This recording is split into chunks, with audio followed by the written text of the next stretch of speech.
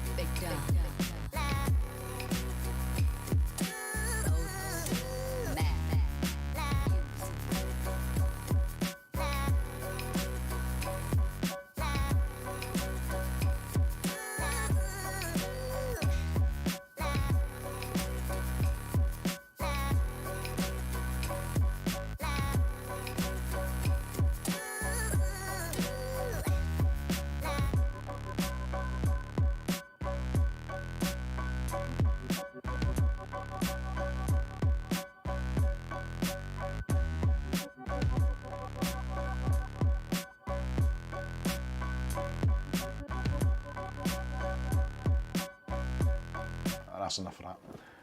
Good evening everyone, Mike here, Mikesunboxing Reviews and How To. It is Saturday the 26th of March 2022, and for those of you that are living in the United Kingdom, it's Mother's Day tomorrow, so if you've forgotten already, you're in trouble. You've got approximately 3.5 hours to sort that out before you get in trouble tomorrow. So don't blame me. How many hours are you? 3.5. Because it's 8:30 now. They might get up early. Yeah, you might be able to get up early and get away with it. But be warned, it's Mother's Day. And thank you for the super chat. Who was that from? That was Ugly Bob, £2, says, don't forget UK, the clocks go forward tonight. Yes, that was what I was about to come on to. The next part of the equation is the clocks are going forward. So if you've arranged to go and see your mum at midday tomorrow, make sure you're not late for dinner and turn up at 12, not 1, or 1, not 2. Just don't be late, whatever it is, because you'll get into trouble. And if you're working tomorrow, very much like I am, make sure you have a reliable watch or an alarm or other things, wife, etc., that will wake you up so you actually can get to work on time without getting shouted at. Nothing worse than waking up when it's an hour late and you've only got maybe 15-20 minutes to get ready for work and it's that mad rush. And you never get over it, do you? During the whole of the day. So try to please not do that. Be prepared, set your watches, set other watches, get a timer, make sure you're on time for whatever it is you're doing tomorrow. Yeah, Mother's Day is a day different in America. Oh yeah, Mother's Day was... Yeah, when is Mother's Day? May. It's May, is it? Alright. No, it is May. Well, I suppose it was May as well.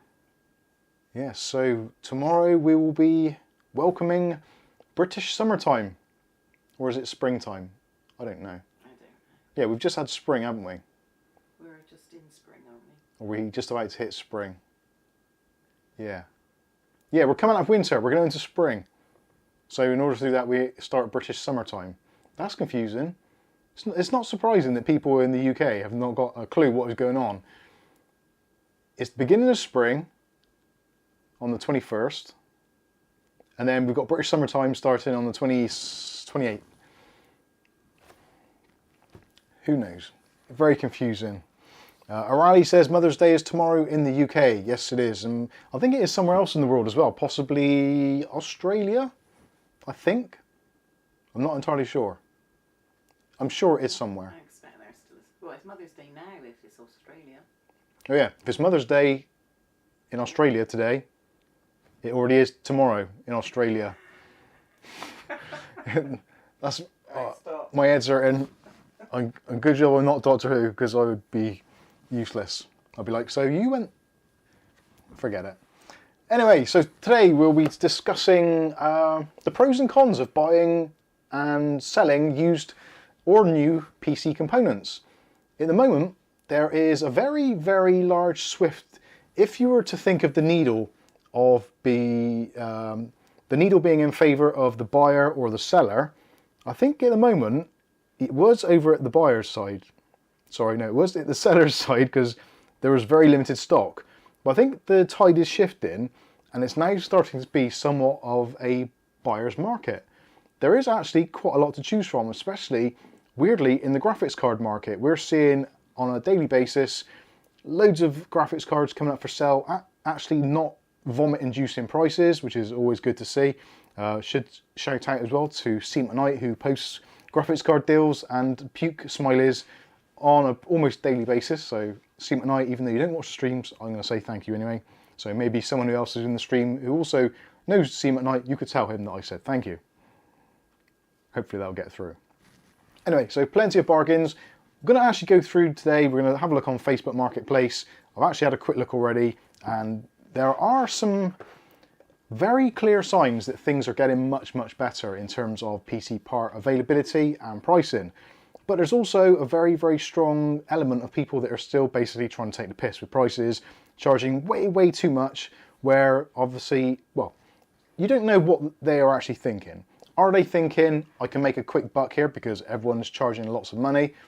Are they in the position where they just really do not have a clue of what things are worth? Or are they basing it on, well, I paid a lot of money for it, so I want a lot of money in return when selling it on as a used part? Which, as most of you know, if you're into buying used parts or buying and selling PC parts, PC flipping, all that kind of stuff, or just you keep an eye on the market, you'll know that that isn't the way it works. When there is a shortage of components, then yes, you can get away with slightly inflated prices on used parts. But generally, used parts, because they have limited or next to no warranty on them whatsoever, they don't command such a price tag. Although a lot of people seem to think that they actually do for some reason, which is very bizarre. And there's also something you can use as a bargaining chip when you're trying to haggle a price for a component on Facebook Marketplace. You can message them and say, look, this is second-hand, it's got no warranty. I can buy brand new for maybe £5–10 more. Is there anything you can do? That sometimes can work out and you can get a bargain. So we'll talk about all that stuff. We'll take a look at some of the stuff on Facebook Marketplace. I'm not going to filter out any of the names or people, so if you are someone who has posted something on Facebook Marketplace and knowingly you've charged way too much for it, well, hopefully we'll find your post tonight and shame you. Alternatively, if you're a decent person and you're selling stuff at a lot less than what it should be and there's a real bargain, then there's a chance you may have the odd one or two people actually messaging tomorrow saying, can you post this? And can you possibly post it to somewhere in Australia, Germany, America, UK, Wales, and basically wherever else you guys are watching from. So anyway, we'll get on with that, and also we will say some quick hellos actually. Let's get out of the way. We started a bit early today. Did I just say why we started early? I don't think you did. Did I even mention it? I don't think I did. We started a little bit early today. Obviously the clocks are going forward, so I'm going to be losing an hour's sleep. So rather than you having to pay for that, I'm kind of meeting you halfway. So we started half an hour early. Actually, it's mostly because I had the stream ready, so I thought, well, do I sit there picking my butthole, or do I just get on and do the stream?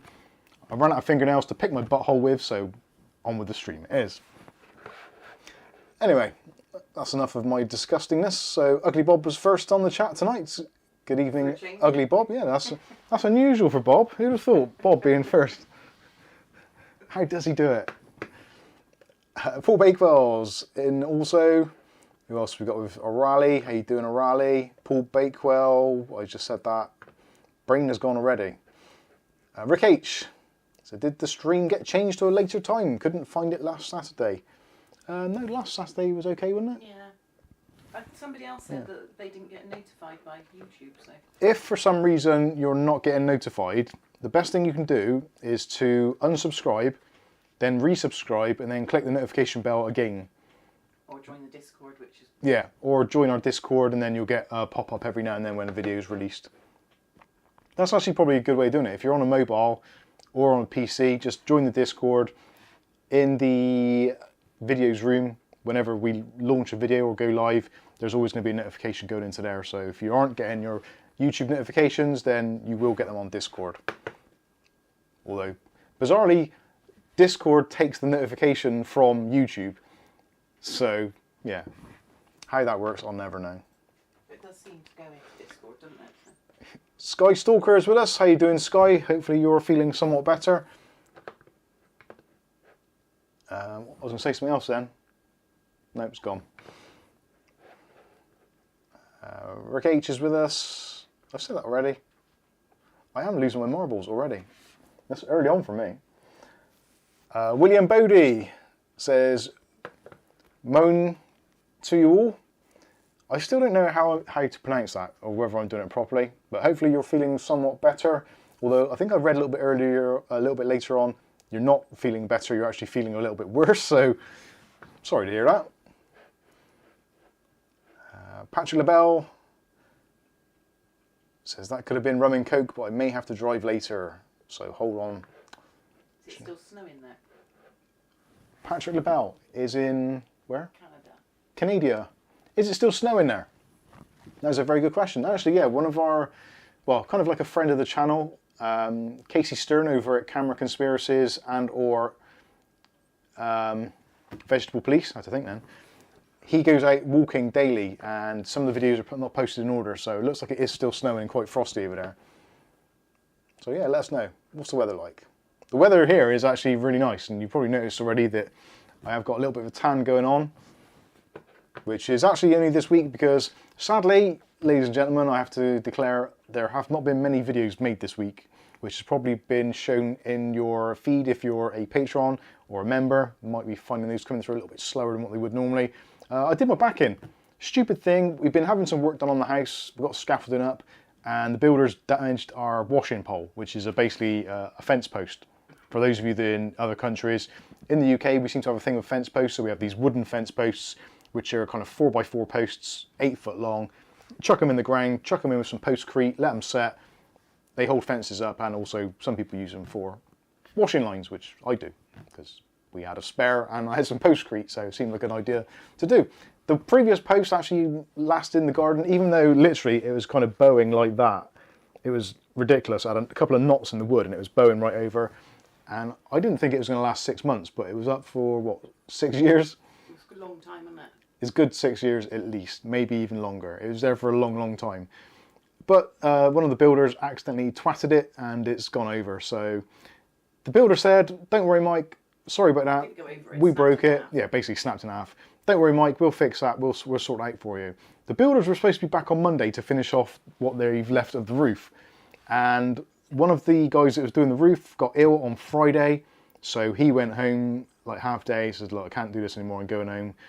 So they finished off what they could. He said, definitely be back on Monday, or hope to get back on Monday. Monday turned around, Tuesday turned around, basically it's Saturday now, and still no builder, still no sign. So maybe they're all ill, I don't know. I'm not particularly bothered, but because it was nice sunny weather, well, at least it was getting warmer, I didn't like seeing the fence post in the state it was in. We had another fence post, I had a bag of postcrete, so I thought, why not, Mike, get out there, get your lazy fat ass up off your chair and do something constructive for once in your life. So I went out in the garden and started digging out the concrete post, which was actually extremely difficult. And my neighbour said to me, why don't you get some tools on that? So I have got a Kango gun in the shed. I just can't be bothered to get in there because it's so much hard work to get in the shed. And I was there scooping it out with a little trowel, etc. with literally a hammer and a screwdriver and also a chisel, trying to break down the concrete. And I got down, probably about that far down, and it was just killing my back and I couldn't do it, so I gave up. So I dug another hole next to where the original hole was, or a bit further away, created a new hole, put the fence post in, did all that, and I must have trapped a nerve in my back when I was doing it because I was led on a funny angle when I was trying to sort of hammer into the hole. And that was, I think, was that Tuesday or Wednesday? I think that was Tuesday, wasn't it? Yeah, I think Might have been Tuesday. So I woke up on Wednesday and my back was absolutely ruined and it wasn't getting much better, so I rested. Thursday it was slightly worse for some reason because I bent over to do something and I just trapped it again. I think you did it Monday, actually. And I think it's been all week. Better on Tuesday and worse on Wednesday. Basically all week long my back has been okay, and then I've done something stupid like gone to lean over to pick something up thinking that I'm somewhat younger and more agile than I am, and every time I've done something I've bent over and I've trapped a nerve in my back again in the same place, and it's basically set me back. So even on Thursday, I think it was, I was trying to film a video for a Fitbit watch that we're doing a review on, that one there, the Fitbit Charge 5, and literally just holding the Fitbit and trying to angle the camera, just leant over slightly as I am now, I was in absolute agony, just because it was in like a slightly unusual place for my back to be in, and it trapped the nerve. Absolutely, it was ridiculously painful. I was going to lie down in the room because I thought I was going to pass out because I was in so much pain. Anyway, moving on. So that has been why it's been a slightly slow week this week. So anybody who's having either aches, pains, they've damaged something, they've got the bug that's going around at the moment, whatever it is, I feel for you immensely because I've been going through some serious pain this week.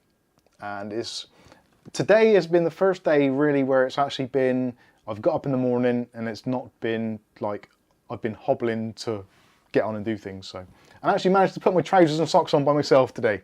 So there's a plus. Anyway, moving on. So where else do we get to? So yeah, William Bodie, Patrick LaBelle, Rick H. William Bodie, Rick H. Saying that, yes. William Bodie, Welly Bob. How you doing, Welly Bob? Hopefully you're feeling a little bit better as well because you've been having a few ailments and going through the wars a bit. I think I don't know whether it's that time of year where we've come out of that really long, dreary winter, and now the spring has started, and we're kind of, I don't know, being exposed. We're going outside more, getting more fresh air, and anything that we've kind of missed or whatever not done. And I suppose being stuck indoors for a long time, we all get a little bit unfit and out of shape, and then you trying to do things that you would normally do, and your body's just not up to it because you've been kind of slightly more sedate, let's say. Or is it just age? Am I just getting old? Potentially that is the fact. We are getting older. Everyone's getting older on a daily basis. Anyway, moving on. I'm just amusing myself now. Ultimate Tech Hub, our man Mike over in Las Vegas. Yes, I remembered, yes. And I also read it. Hopefully Las Vegas is 91 degrees today. Damn it. Hey Siri, what is 91 degrees Fahrenheit in Celsius? 91 degrees Fahrenheit is 32.8 degrees Celsius. 33 degrees Celsius almost.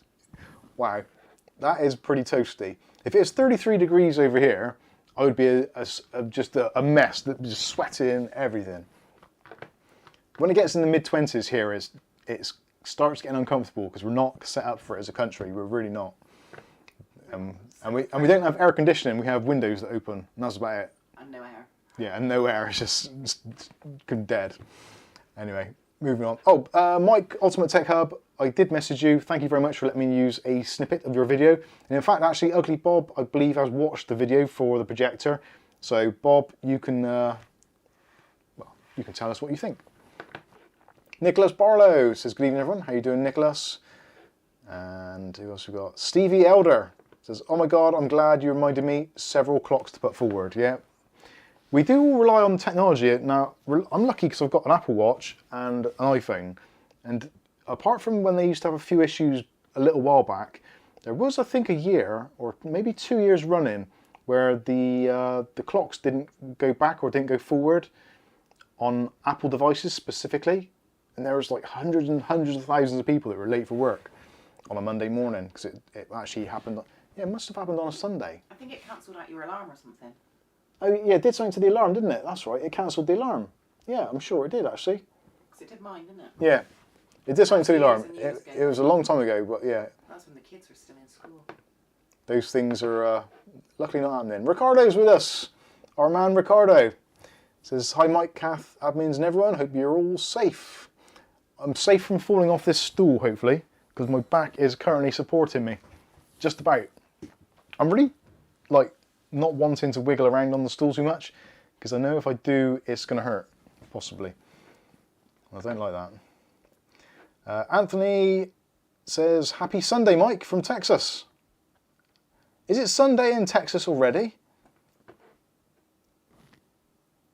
Wow. How hot is it in Texas? Mind blown. Texas is 91 degrees. Was that Texas, was it? And that's Las Vegas. Las Vegas and Texas are close, aren't they? Are Las Vegas and Texas on the same line? Same world. The same planet? Yeah. I think they might be. Anyway, let's move on. Revontus says, hello Mike, how you doing? We're good, thank you very much. Who else? O'Reilly. Ugly Bob says, Mother's Day in Australia is the 8th of May, which is 2 days after my birthday, so get saving up. Everybody. 5 days after mine. 5 days after Calf's. No, 3 days after yours, you Wally. Oh, yeah, that is. Yeah, mine, yeah. I was thinking mine. Calf's is the 3rd, mine's the 6th. Paul Lamont, how you doing, Paul? Not seen you around for a while. Good to have you back.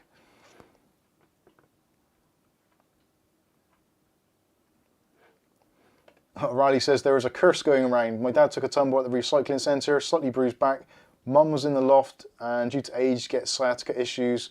Then kicked her walking stick barefoot. Ooh. Ouch. Geordie General says, hi Kath. Mike says, you're welcome. Thank you very much. Steve D says, hi all. Afandi, how you doing? Says, it's Sunday in Malaysia. Are we just like... we are somewhat of a backward country, aren't we? We must be, because we are behind. I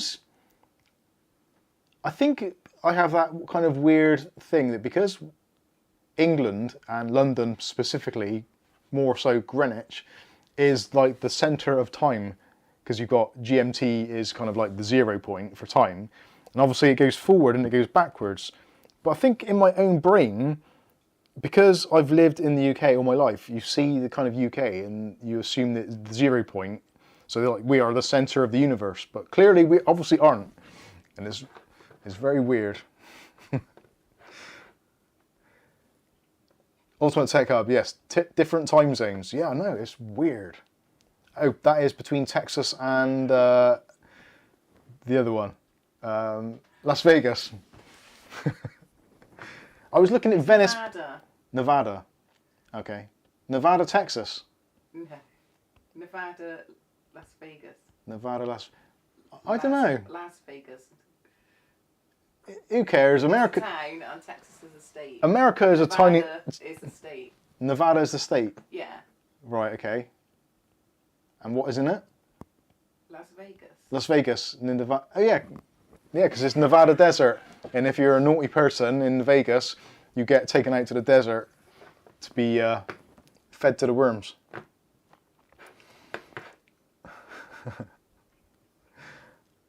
I'm confused. Ricardo says it's Sunday in Canberra. Thank you. O'Reilly says Las Vegas is a town and Texas is a state. Okay. I don't need to know these things. That's what the internet's for. I can... What the hell? Is that a cat? Yeah. Hey, Flame. I think that's... Oh no, it's Maisie. Flames on my chair. Ah, dear. Paolo says, hello, Mike and Kath. How you doing? Mark Berry. How you doing, Mark? Long time no see. Mookie MC just tuned in. Why does Mike think it's Sunday here in the United States? I don't know. Somebody said it, and I'm very easily led astray. Lucky Man wonders if Bob is sober. I think odds are stacked heavily against that. Did I say hello to the lucky man? I think I did. Sorry if I didn't. Ugly Bob says it's strange driving between Queensland and New South Wales. They are in different time zones. Yeah, that must be really weird. Marco, I'm Marco. Tanosvik is sent 500 RSD. What's RSDs? Thank you. Didn't you ask that last Mike, try corset to help you back. Thank you very much. I've got my Mike's Unboxing hoodie, the limited edition version in grey currently, which is adorning me. This is actually, it's actually a really nice quality hoodie. It's a dual layer hood, and I think the inside is as well actually. Is it a dual layer? No, the inside isn't. The hood is dual layered, so it's a nice thick hood. It's good stuff. I say that because actually we're trying to sell these off because we've got a few left over from the... We did a special run because you can buy stuff from our web store, which is probably linked in the video description. So you can get all the merch stuff from the web store, from Spreadshop. Spreadshop, one of the two. It's something like that. But we have actually got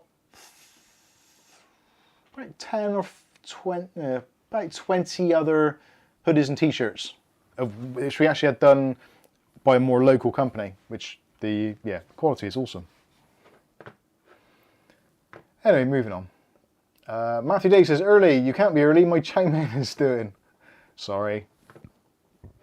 Well, it's 9 o'clock now, so yeah, there we go. Alright, Ugly Bob says it's a Serbian dinar. I think I asked that before. Thank you, Marco. Try a corset. I have actually considered a corset, but I think I actually wore...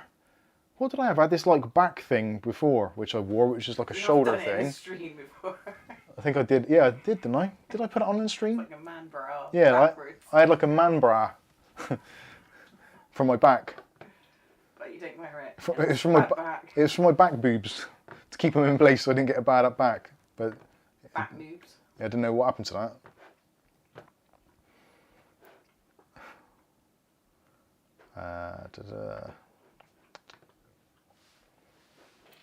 HSL 786 Gaming. Is it the right time to purchase new graphics card or wait 4 months? What do you think? Well, we'll be answering that. We will be answering that. It's a very odd time at the moment. Because the market, there isn't a definitive answer. Let's just say that straight away. There isn't a definitive answer. There is a good time and a bad time to buy any component. At the moment, if you're looking to buy a used graphics card, if you're looking at the lower end, there are actually some reasonable prices out there. And if you're looking for buying brand new, there are actually a lot of cards that are starting to come at very, very close to MSRP. Now, obviously, no one wants to pay MSRP because that's the MSRP. And you would think that most retailers, in order to create competition, etc., would be trying to do a little bit of a discount against that MSRP, which we haven't seen in a long time, let's be fair. Apart from, there's always been this weird outlier through pretty much the last, 4 months or so, and that has been the Radeon 6500 XT.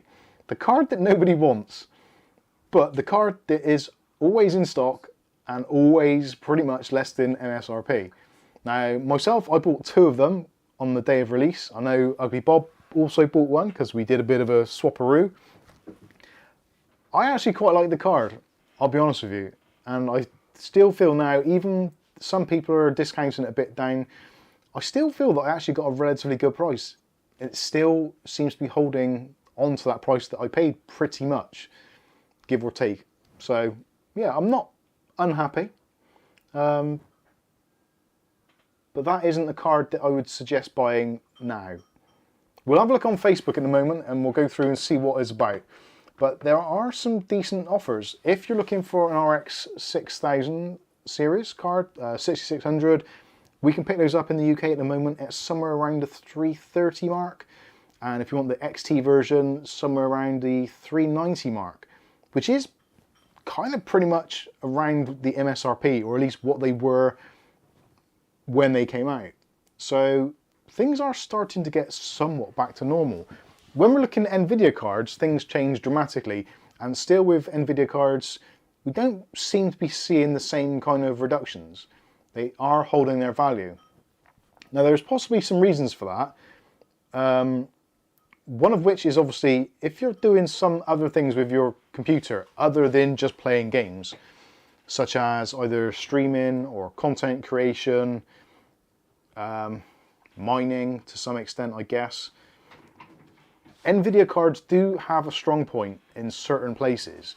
And when it comes to streaming, obviously you've got the NV encoder, or NVIDIA encoder, and NVENC, whatever you want to call it, which is a really compatible program or compatible means of streaming. In fact, we're actually using that codec right now. We're using NVENC to stream on OBS.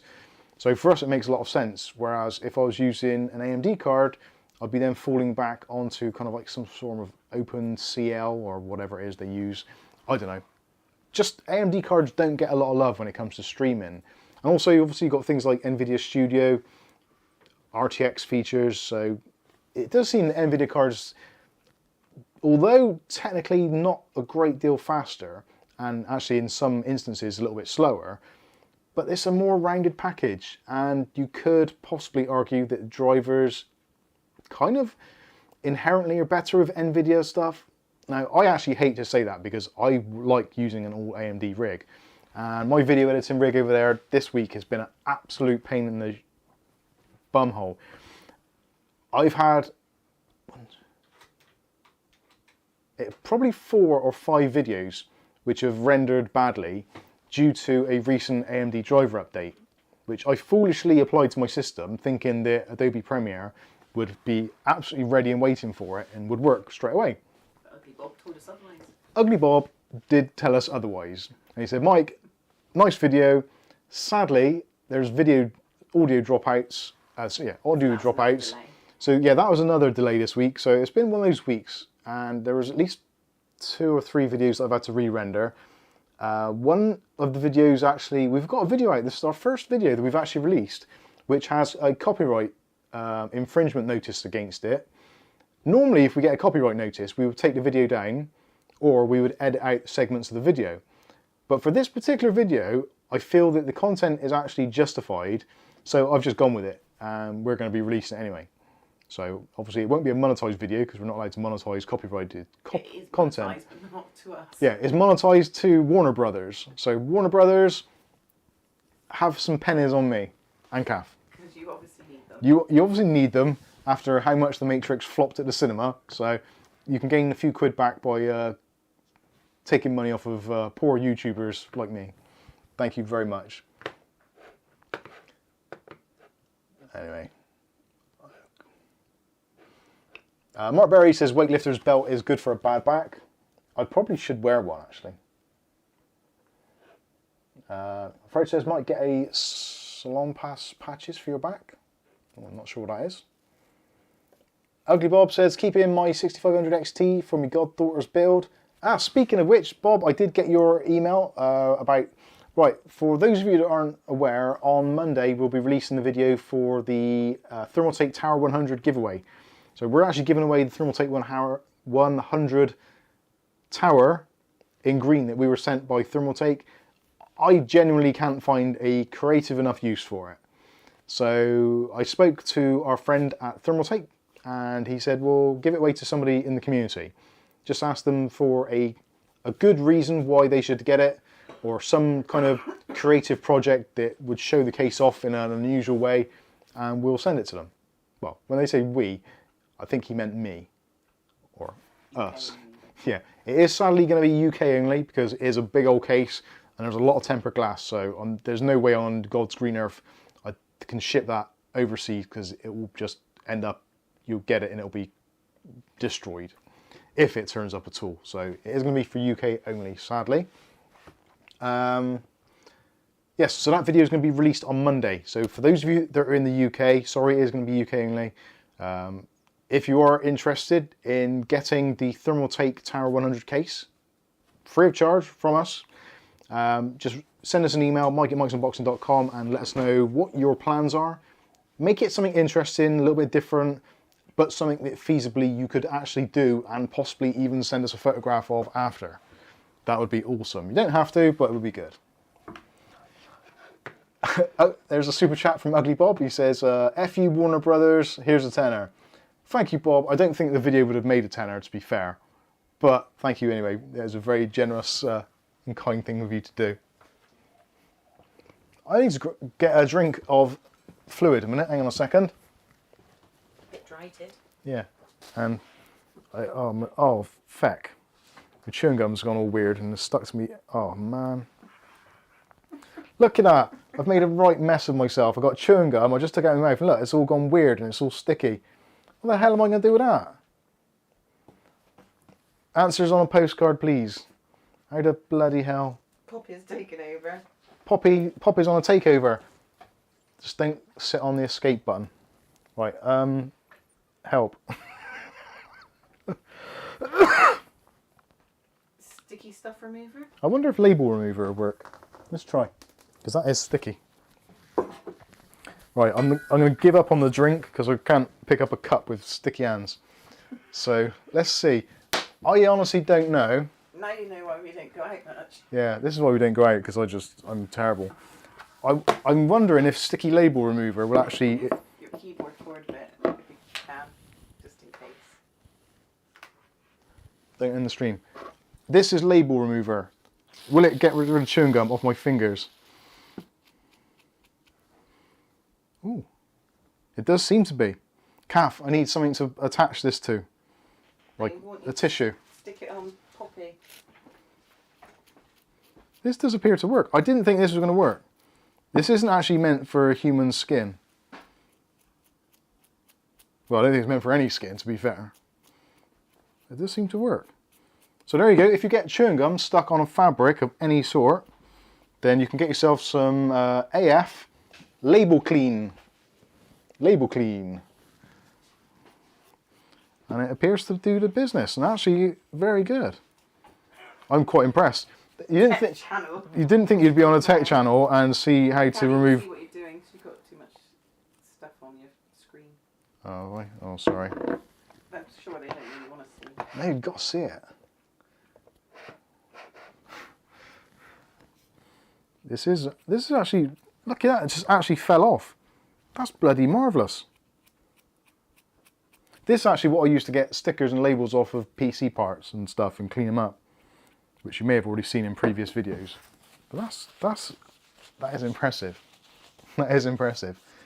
Paul Lamont says use dry ice. Trying to get dry ice in the UK is not easy. WD-40 works well too, says Ultimate Tech Hub. Put it on the end of your nose. Says Fred. Fred Brown says Mike is Duke Nukem now and Mike is all out of chewing gum. I am all out of chewing gum. I've come here to kick ass and chew gum and I'm all out of gum. It's made the desk look nice as well. I need a new desk. I'm going to get greasy shit all over my Mikesunboxing hoodie now. Can I have another one of those please? Or can I have a microfiber? Yeah, that would be great. Thank you.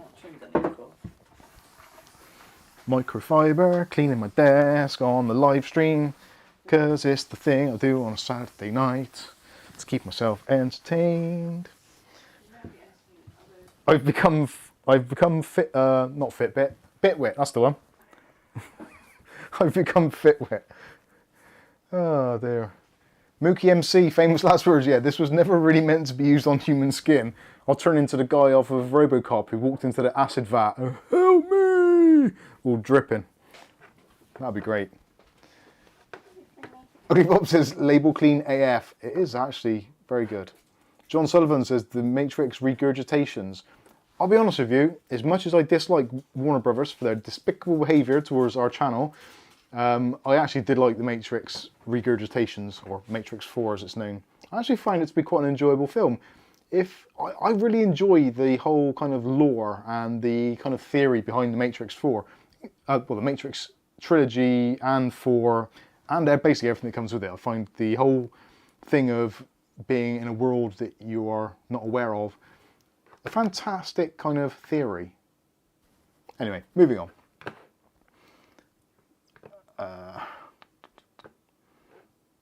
Old Man Withers says, hi Mike, Kath and all. How you doing, Old Man Withers? George, when I'm cleaning desktops. There you go. That's the best George Formby I can do. Mark Berry says isopropyl alcohol. Fred Brown says, that's what teachers made us do, put gum on the end of our noses. Put gum on the end of your noses? I've never heard that before. That's strange. And for me to say that's strange, that's really going some. O'Reilly says, yay, thank you, Mike. I like Matrix 4 as well. I'm not alone. No, I actually think it was a good film. If you watch The Matrix 1, then you watch The Matrix 4, you'll be disappointed. If you've watched The Matrix in a past life, ironically, The Matrix 4 is actually quite good because you can remember some of it, but you don't realise how good it was. So you had a big difference between... So if you've had a big gap between the last... Yeah, if you've had a big gap between The Matrix 1, 2 and 3 and then you watch 4, it's far more enjoyable than if you've watched 1, 2 and 3 then watched it. Because The Matrix 4 is filmed in a weird way that it doesn't have that same cinematic look that The Matrix 1, 2 and 3 did. Because of technology is much better now, so everything is crisper, clearer, sharper. And they don't deliberately want to make it look worse, even though I think they should have done. But anyway, let's move on. Ultimate Tech Hub, Matrix was awful. Michael, I can call you Michael now. Normally you're Mike, but when you say things like that, you're Michael. Because you've been a very, very naughty boy. That's what my mum used to always call me, Michael, if I was naughty. Gekko knew it yesterday. Yeah, I know. Yes, that's... Matrix was awful. How can you... No. It wasn't what it should have been. But it was good because it was a Matrix film. I don't think you can make a Matrix film badly. There will be parts of it that will be enjoyable because it's the Matrix. Mark Berry says, are we in the Matrix now? Quite possibly. Quite probably. I certainly hope so. At least that way we got a chance to unplug and get out. Waldo135, hopefully no more kernel power after a rally finding out that I installed the wrong Wi-Fi driver.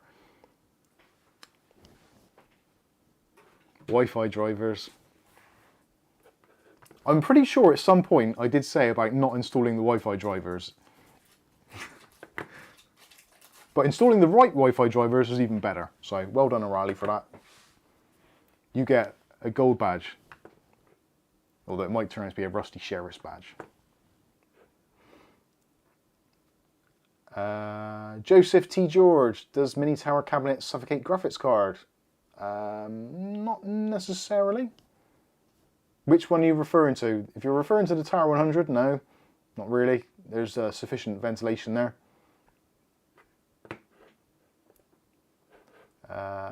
Dakanavar99 says, hello Mike, how are you doing today? Reasonable. Which for me is actually not bad. Do you think getting a 37X for gaming is a good option? Price is around 150 euros. Yeah, 3700X for 150 euros. Smash it. Matrix original was great. I will agree with you there, Mike. Matrix 4 was unwatchable to me. I disagree with you there, Michael.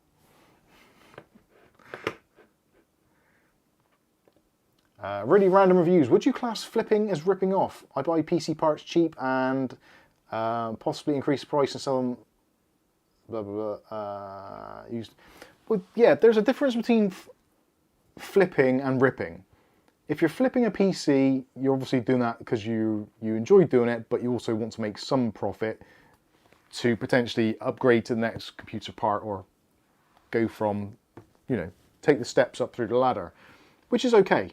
But if you're intentionally ripping people off with a price which is way over market value, then essentially it's down to you. It really is. Like, I struggle to actually charge for PCs at their value, let alone over the value. And quite often I will sell a PC for way less than it cost me, purely because that I just want to build another one. And I kind of feel that I've got some value out of the parts for videos and other things I've done. So most people don't have that kind of benefit. Some videos, obviously, there's videos that we make which make no money at all and actually cost us more to make than we get back from YouTube and affiliate links and all that kind of stuff. That definitely happens on a regular basis. And I'd say probably 80% of the videos we make are probably in that category. So you kind of rely on some videos making a little bit of money to balance it off. So yeah, it's a difficult one. If you're selling stuff for way over what it's worth, or more than what it would cost brand new in the shops, then I think ultimately it comes down between a conversation between you and the higher being up there that you believe in, or karma. Yeah, I'm a believer in karma to some extent, so that if I screw people over, it's going to swing back round and it's going to come back on me at some point.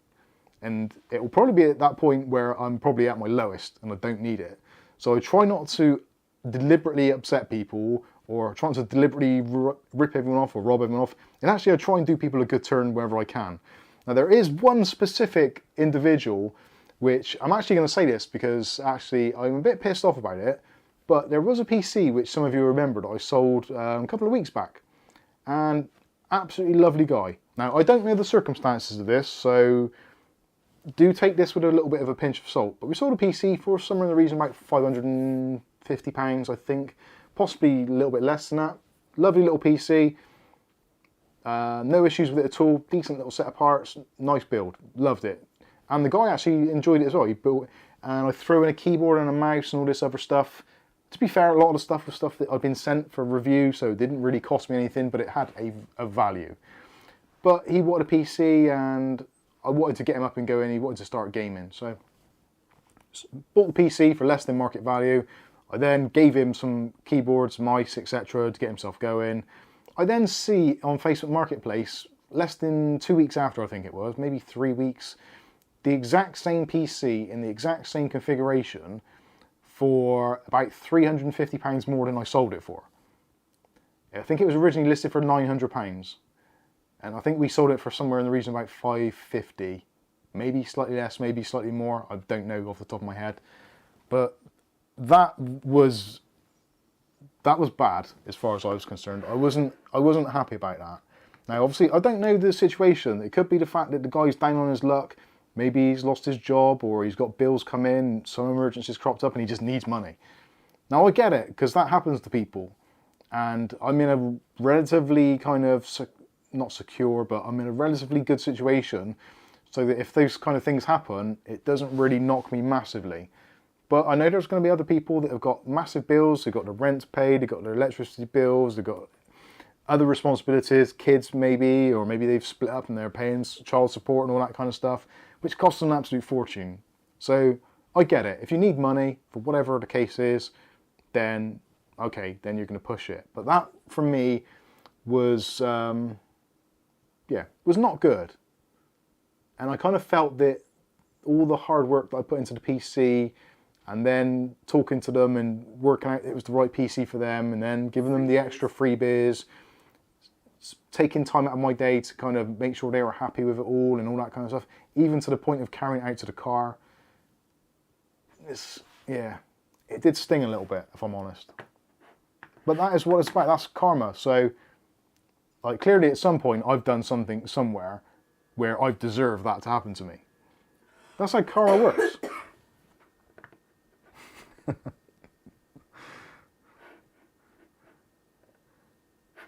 So, yeah, that is one of those things. You're going to see that now when you go on Facebook. I will. I'll go on Facebook in a minute and I'll see it. And I'll deliberately try and avoid that one because I don't want to put the person's name on screen because I think that's unfair. Ultimate Tech Hub says, we bought my son a 2060 Super for $500 and I'd never do that again. My son is lucky. He very much is. I actually, I bought my 2060 Super at the very kind of beginning of the start of the lockdown here in the UK. It might have been slightly before, it might have been slightly after. If it was before, it was very, very close to the start of the lockdown. And I paid £250 for a 2060 Super. I think that was before. Or it might have been £275. £275. To the wrong address first. I'm not sure. One went. Oh no, this is from Facebook Marketplace, the guy delivered it. No. So yeah, that was, I was particularly pleased with that because even still now, the 2060 Super, you could probably sell for maybe here in the UK, I don't know, somewhere between £275 and upwards, depending on what people are prepared to pay. So yeah, I was happy with that one. Lucky Man says, here's me buying a 5950X for 200 quid. That is a bargain. 200 quid for a 5950X. I hope you pull their arm off.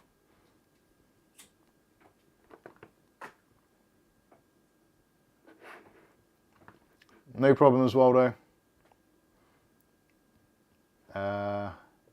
Carnival Loss 80 WTS 1063 gig, only 300 US dollars. Wow. Markovsky says, always remember though, no good deed goes unpunished. Yeah, you do seem to get some of that. Anyway, so I'm gonna fire up my my thing. That sounds ominous. I'm going to open up actually I can't do it incognito, can I, for Facebook, because you've got to be logged in. So I'm going to get a Facebook search going here. let's go into Marketplace and why do I want a prom dress? Let's look for GPU graphics card, and our search area is within 250 kilometers, so that's going to give a pretty decent spread, I feel. I don't think there's any personally identifying information about me here, so yes, I think we're good to go. So let's have a look at our desktop screen, and there we go. Oh, no good deed goes unpunished. Let's, sorry, go back onto there. Where's the thing? There we go. Clear. Has that cleared that? Yes, it has. There we go. And desktop. That should be okay. Yeah, we just right. Okay, so you can see that now. Hopefully the text is large enough for you guys to be able to see. If it isn't, let me know, and then I will tell you there's absolutely nothing I can do about it. So let's have a look at some of these prices. So all we've done is a search for GPU graphics card. So let's see what's available. Let's get an idea of what is available on the market. And also, obviously, if you've got any comments, please do mention them to Kath, and she will pass them on to me, because I can't actually see the on-screen text with this particular setup, stupidly. So looking first of all, £450 for a Asus ROG Strix 3060 RTX 12 gig is kind of in a reasonable-ish place. Not ideal, but for a used card, depending on how much has been used, and also you've got the ROG tax on it. Let's see how new it is.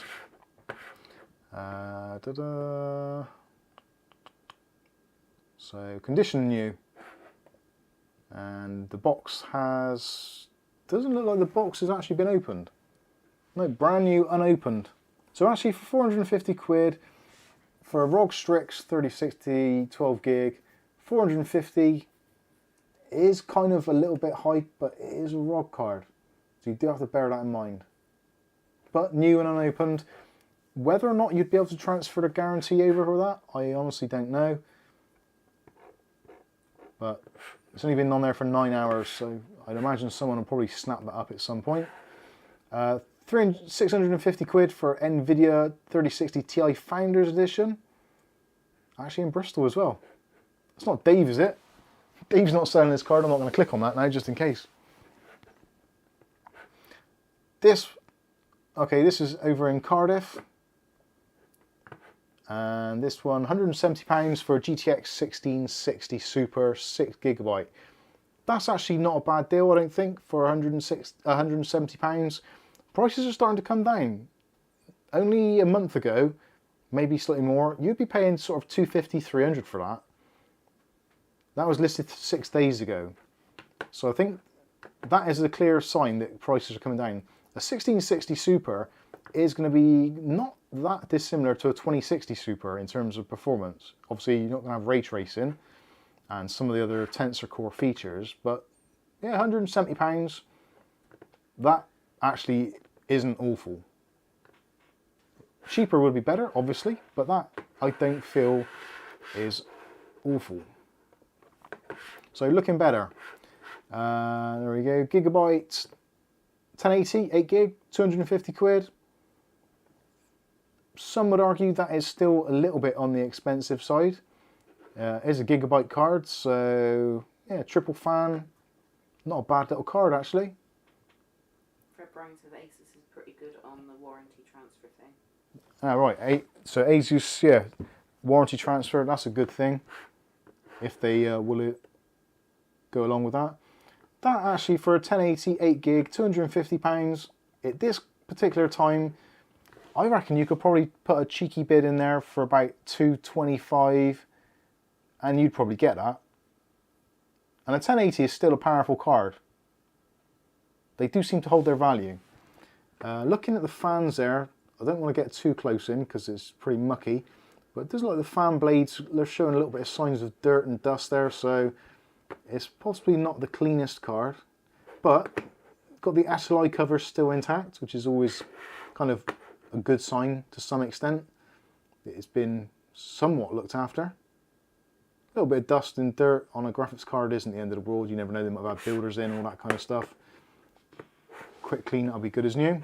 When they should have been So yeah, not too bad at all. What we got?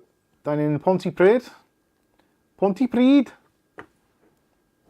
Sorry, is that marginally racist or something? Oh, whatever. 155 quid for a EVGA GTX 1066 gig. 155. That isn't awful. It's probably, if it was £25 cheaper or maybe £30 cheaper, that'd be a steal. And it's still a decent card. Being it's got 6 gigs of RAM, it's still going to be decent. Obviously, it's not going to be that new because they haven't made those cards for a little while. But not a bad deal. Yeah. Mookie Muck, is there a good website that does a comparison between graphical power of these cards based on the various GB configurations, or do you have to rely on individual reviews? Yeah, to answer Mookie's question, there isn't really a site which I would say specifically is good at analysing differences between the individual cards. Some sites do better than others. There's User Benchmark, which is generally pretty awful for CPUs, but not that bad for GPUs. I would say probably, I would look at a mixture. So if you just do a Google search like GTX 1660 Super versus AMD blah blah blah, and just look at a few different links. It is a bit time consuming, but looking at a few different links should give you a pretty good idea. This is an unusual one. I looked at this first of all, EVGA GTX 580. And I looked at that and I didn't notice the GTX bit, and I just thought, hang on, they didn't make a RX 580 in a 3 gig. It was a 4 gig or an 8 gig. Then I realised, oh no, actually this is an old card. That's a proper old card. You can tell how old it is because it's got basically 2 DVI connectors. That is not good. And also on the end, it's got a mini HDMI. And I don't think I've seen a card recently with that on. So yeah, a GTX 580, that is going to be, what, 7 or 8 years old now? I'm actually tempted to look at that, but 50 quid is 50 quid, so probably not. Here we are. This is a little bit expensive. You can see that this is a relatively local one here. So this is a Zotac 1060. This is the Mini, the 3 gig version. Originally put up for £200, which is way too much. It's been reduced down to 160, which I still feel is too much. This should be about 120, 125. At £125, it's not an awful deal. It's reasonable. Somewhere between 100 and 125 pounds, I think you'd be getting a relatively good deal there. Yes, Kath? Nick Barnes, how much would a 1660 be new now? Prices are dropping. My worry would be how long these Facebook FBK cards would last. Yeah, that is the thing. With the prices dropping on the retail side, we'll take a look at the retail market in a minute. So we'll take a look at CCL and a couple of other sites. CCL generally to be quite good. We might even take a look at Amazon pricing as well and see what the prices are new. And we'll have a comparison and see how much you're actually going to save. In some instances, it's not going to be a great deal. So it's going to be down to things like locale, if it's nearby you, if it's basically like, for me, if there's people listing stuff in Bristol and it's just around the corner, I'd quite often rather just keep the money in Bristol and just pay someone in Bristol who might be a bit harder on their luck. They just need the money because they got to pay the bills, or they've got to put some money in the gas meter or electric meter, you know what I mean? So I sometimes like to buy used stuff for that reason, rather than the larger chain stores and stuff like Amazon, who basically get pretty much the rest of our money. So yeah, it's nice to put a bit of money back into the community if you can and help out a human being, basically. This is an interesting one, actually. How long has that been on for? So that has been on for, this is the card that myself and Bob have got. This is the Sapphire Pulse AMD Radeon RX 6500 XT. They want £160 for it, and it's listed 3 days ago. And it doesn't appear, well... oh dear, sorry. I was just reading the description here. Played all games at 1440p, 60 frames per second plus. Right, so clearly, straight away, you're not telling the entire story there, are you? So, playing all games in 1440p, 60 FPS, clearly is not the case. Cyberpunk does not run at 1440p at 60 FPS on there. It barely runs at 30 FPS at 1080p. So when they say played all games, it means it played all the games that you were playing. Candy Crush. Yeah, Candy Crush and Rocket League don't really cut the mustard as far as that's concerned. So that's a little bit optimistic. The price, 160, is £30 off what these are selling for brand spanking new. So whether or not Sapphire would actually let you transfer the warranty, I'm not entirely sure. The card itself obviously is basically brand new, so yeah, there's a few small specks of dust on the fans and stuff. RTX 3080 Ti for 250. I didn't see that. Where's that? Is that on the same page? It must be. They can't see into the. Oh yeah, there we go. There we have MSI Gaming, so 3080 Ti, 100% new, with Chinese label, which I'm not even sure what that says. So, what is going on here? This looks like a weird listing. Oh, so this is a link to another store. So they're listing it on here, but actually selling it from this thing. So Oak Tree Mall store. And a coupon code. Poppy, leave the mouse alone. And yeah. Poppy, leave the mouse alone, please. Thank you. Jeez. Yeah, so that looks sketchy as all hell.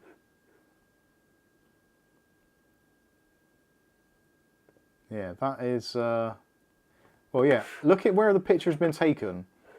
That isn't a UK power plug. I'm not even sure what country. Let us know in the chat, what country is that power plug from? I don't even think that's American, is it? It might be America. But yeah, that is...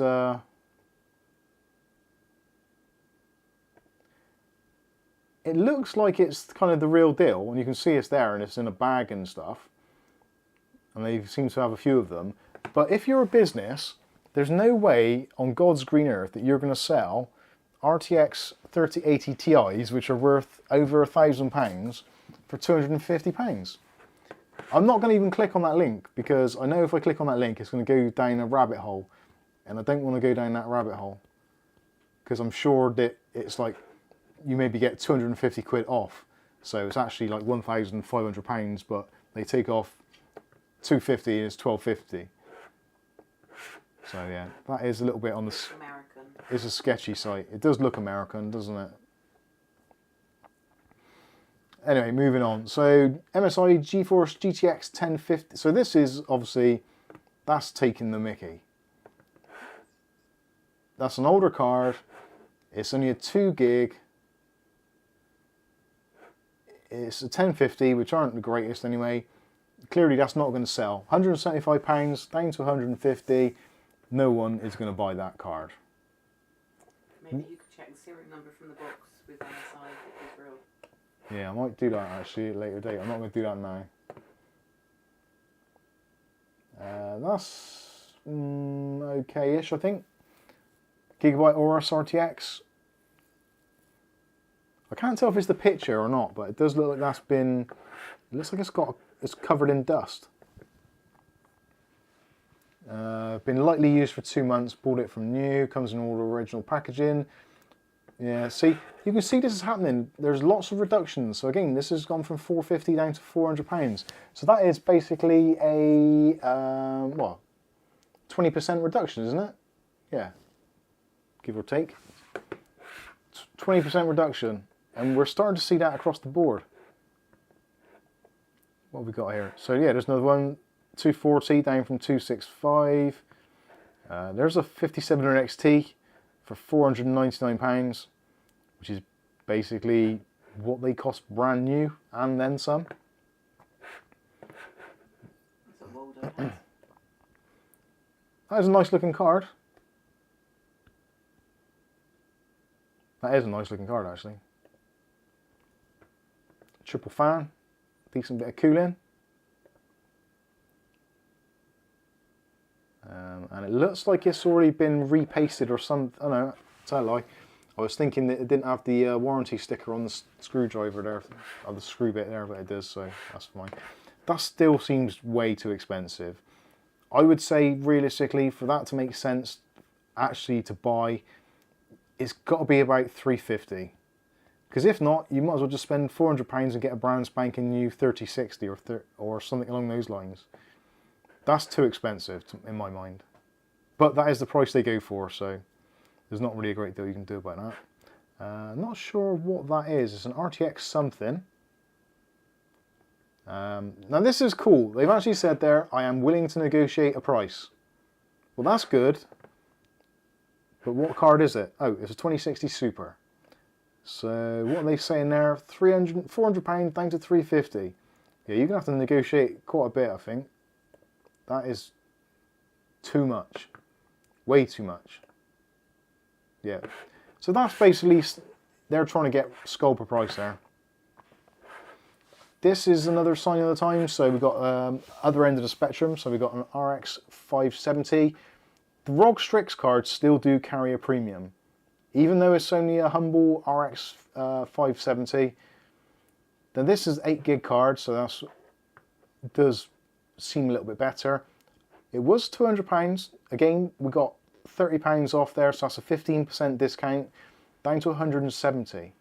Now this is where it starts to get a little bit interesting, because you can buy the brand new RX 6500 XT, which is a kind of slightly quicker card, but has less features and less RAM, but for the same money.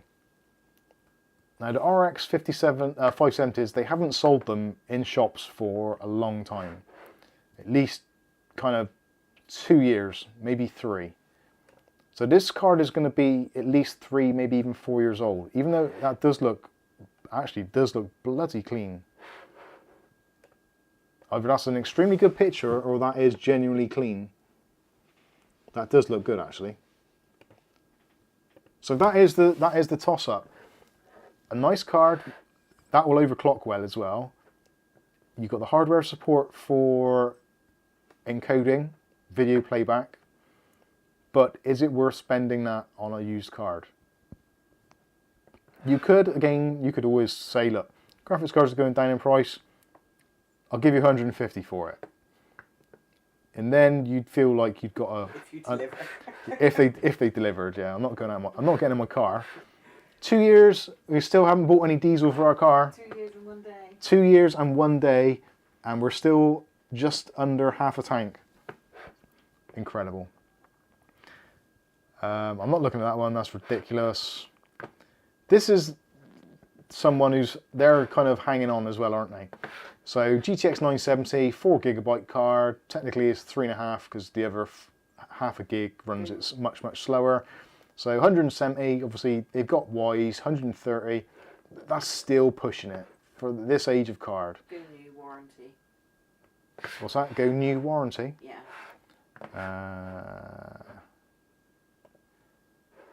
I think they mean buy it new and get a warranty. Oh right, yeah, that's what you mean. Well done. Sorry. Anyway, so moving on. What was 700 quid for a 3070 Ti. Now it says new, but it's obviously not new. For sale is a brand new unopened Gigabyte NVIDIA G... Well, that looks open to me. The box is open. They haven't showed the sellotape on the back of the car, so it could be open. But still, unless they're going to give you an actual warranty with it, which they're probably not, spending 700 quid on a used graphics card, it says that it comes with manufacturer warranty. So yeah, the manufacturer warranty is only going to be valid if you can produce a receipt. Most manufacturers, and when I say most, I mean Asus for sure, MSI for definite, ASRock, I think so also. Most will require a proof of purchase to even register for a warranty, let alone to actually get a warranty. Two off-subject questions. Can you explain your petrol situation? How did you manage half a tank in 2 years working from home? Question mark. Yeah, working from home. How bad are gas prices there? Don't know. Gas prices here, I honestly don't know. We haven't bought any fuel for 2 years. So we literally filled up the tank on our 3 Series BMW diesel on the 25th of March 2020, and we haven't been back since, and we've still got half a tank. We did, I think it was about 40 miles in the first year, and that was including driving to and from the MOT station to get the MOT done. And stupidly it failed on the handbrake. but That's the only thing it used. it had been using it all year, so in fairness that's probably okay. Yeah, we've probably done about 100 miles in total, and that's all kind of just short little journeys to and from like mother-in-law's or to the local shop, if that. But we generally try and walk wherever we can, and because we didn't get any exercise. Yeah, we both kind of work from home, and when I work in the shop is literally 6 minutes walk from my house, so it's kind of at the end of our road almost. Our shops are really local, and we want to Yeah. keep it all local. Shops are local, we keep it local, we spend local and all that kind of stuff. We're just real home people. So We were before all this, anyway. yeah, we have been for the last 20 odd years, so the last 2 or 3 years nothing's changed for us at all really. We've just been waiting for everyone else to fall into line with what we've been doing. Right, let's move on. Graphics cards. So I'm not entirely up to date on the Founders Edition prices here, so I don't know if this is good or bad. That looks like a stock picture. So immediately I would say straight away, please note, don't waste my time if you are a scammer. I will not post or accept PayPal payments, cash or bank transfer on collection only. Oh, sorry, there's a pause there. I will not post or accept PayPal payments, cash or a bank transfer on collection only. Any silly offers will be ignored. Now the thing is, you've said that, but then you're using stock images, so like clearly you've got a computer or a phone because you've posted this deal.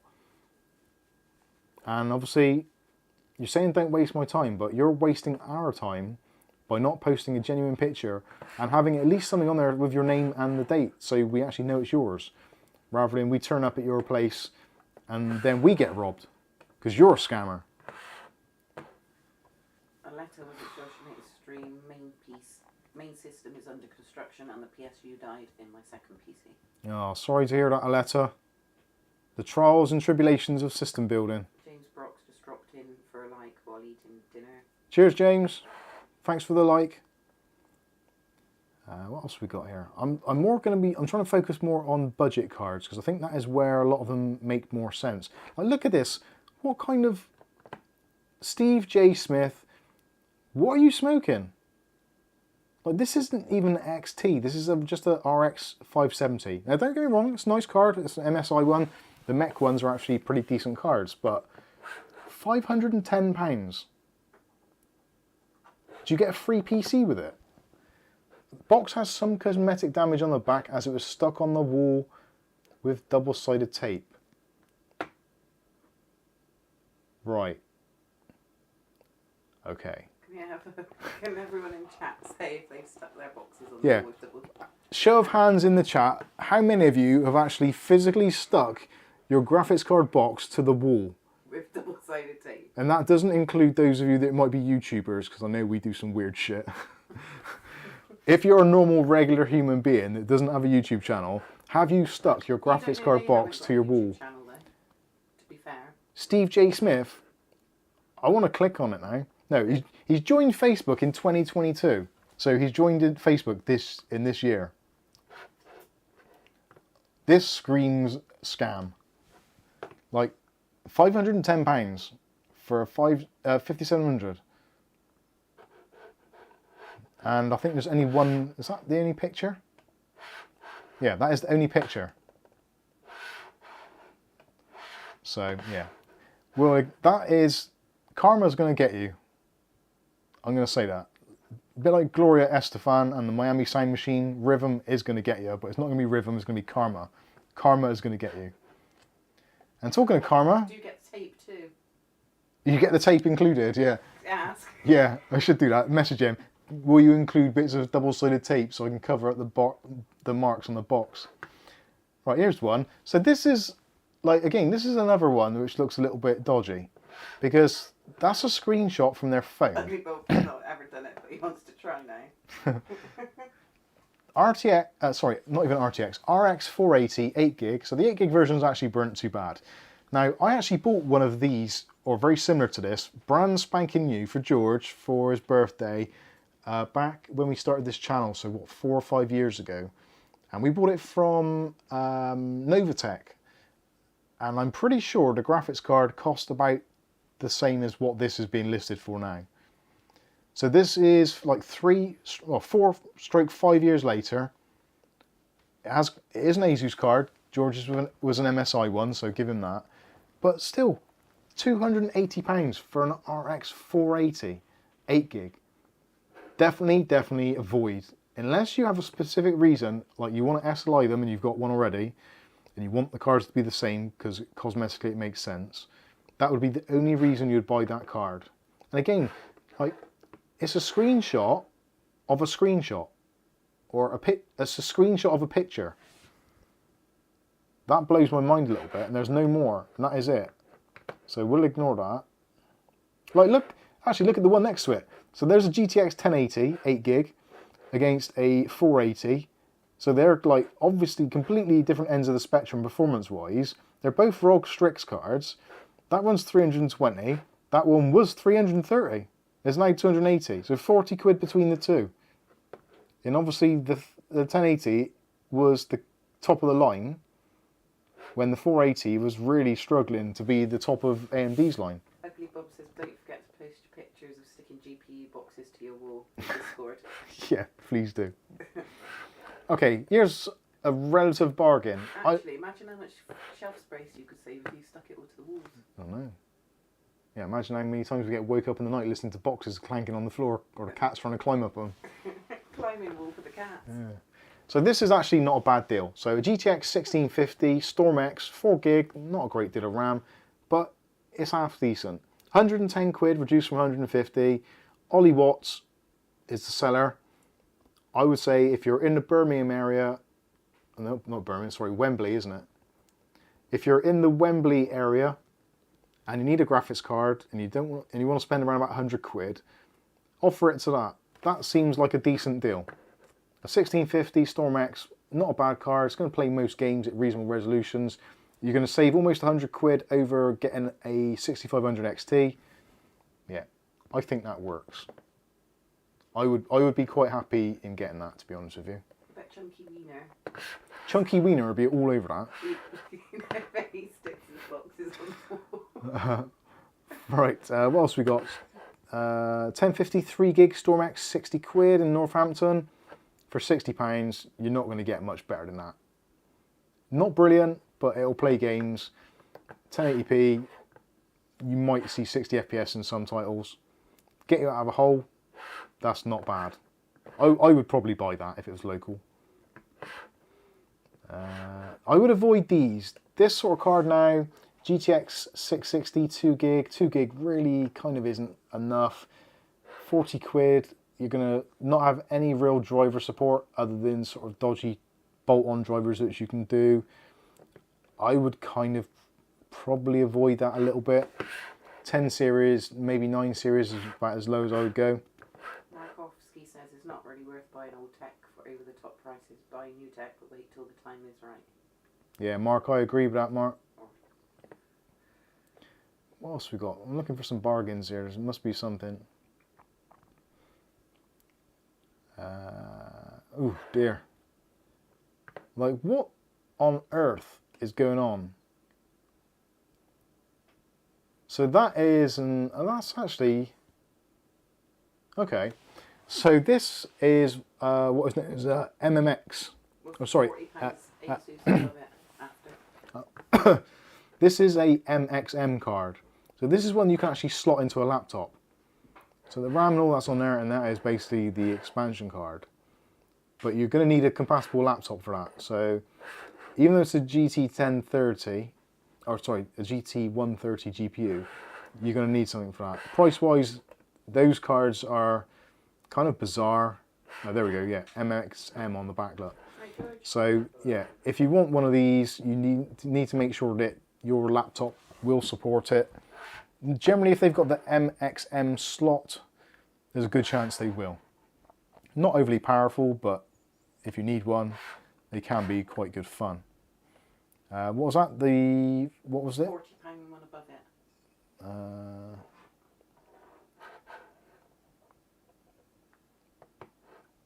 We did that one, didn't we? That was the 6 GTX.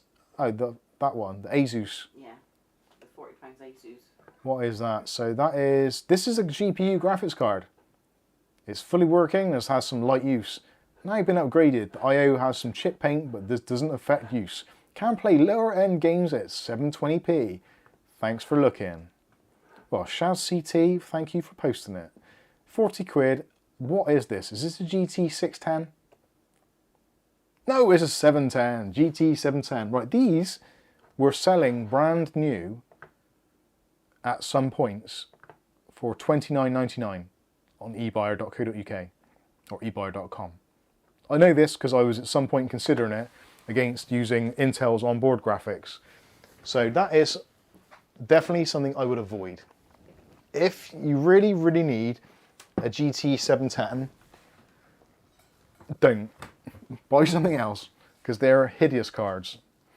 They're basically the 610 and the 510, I think are all the same as the GT210. There's basically been no changes apart from the model numbers for the last God knows how many years. So yes, please don't buy that. Please don't buy a GT610 or 710, no matter what possesses you to do it. So we've got the 2060 Ventus 280, still a little bit expensive, but not hideous. The Ventus cards are actually quite nice. I'm not too sure what's going on with that picture there. It looks like someone's taking a picture of a picture. There's some sort of weird thing in this bottom corner saying PC. So I don't know whether they've actually physically got that or whether that's a little bit of a dodgy one. Very good condition, fully working. They've not gone overboard to explain what it is either. And there's only one picture which appears to be a stock picture of some sort because it's got that weird thing. What's the guy's name? Luke Daniels. No, and that is, I'm sure that says PC in the bottom corner there. So I don't know why that would be there. Please, if you're buying or selling items on Facebook Marketplace or eBay or anywhere, take a picture of the actual item. It makes a massive amount of difference. What else have we got? Is there anything else good? No. 150 quid for a GTX 970? No. That is from Penninimere in Wales. Hopefully someone else can pronounce that better than I can. GT 1032 gig, ooh, £60, passive one. That isn't a bad shout. Brand new, they're about 100, maybe about 80 if you're lucky. If you need one, there's very little that can actually go wrong with them. You can't really do a great deal with them. Because it's fanless as well, there's not a fan to go wrong. Yeah.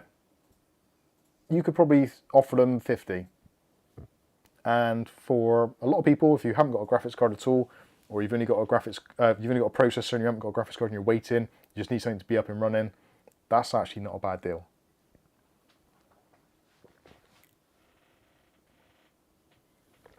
Yeah, I would rather buy that with its more modern drivers than I would something like an old GTX 660. But that's just me personally. Whoa, what the hell? Right. So, this is two R9 280s. So, assuming SLI, £200. for the two. What That are you doing, Poppy? is way too expensive. And chances are if they've been used in SLI, one of them is going to be a little bit worse than the other. Yeah, there's the crossfire cables. So one of those cards has probably got very warm in its lifetime because of how they're sandwiched together. Poppy's lying SLI. Fair play to them though. They want £200 for it.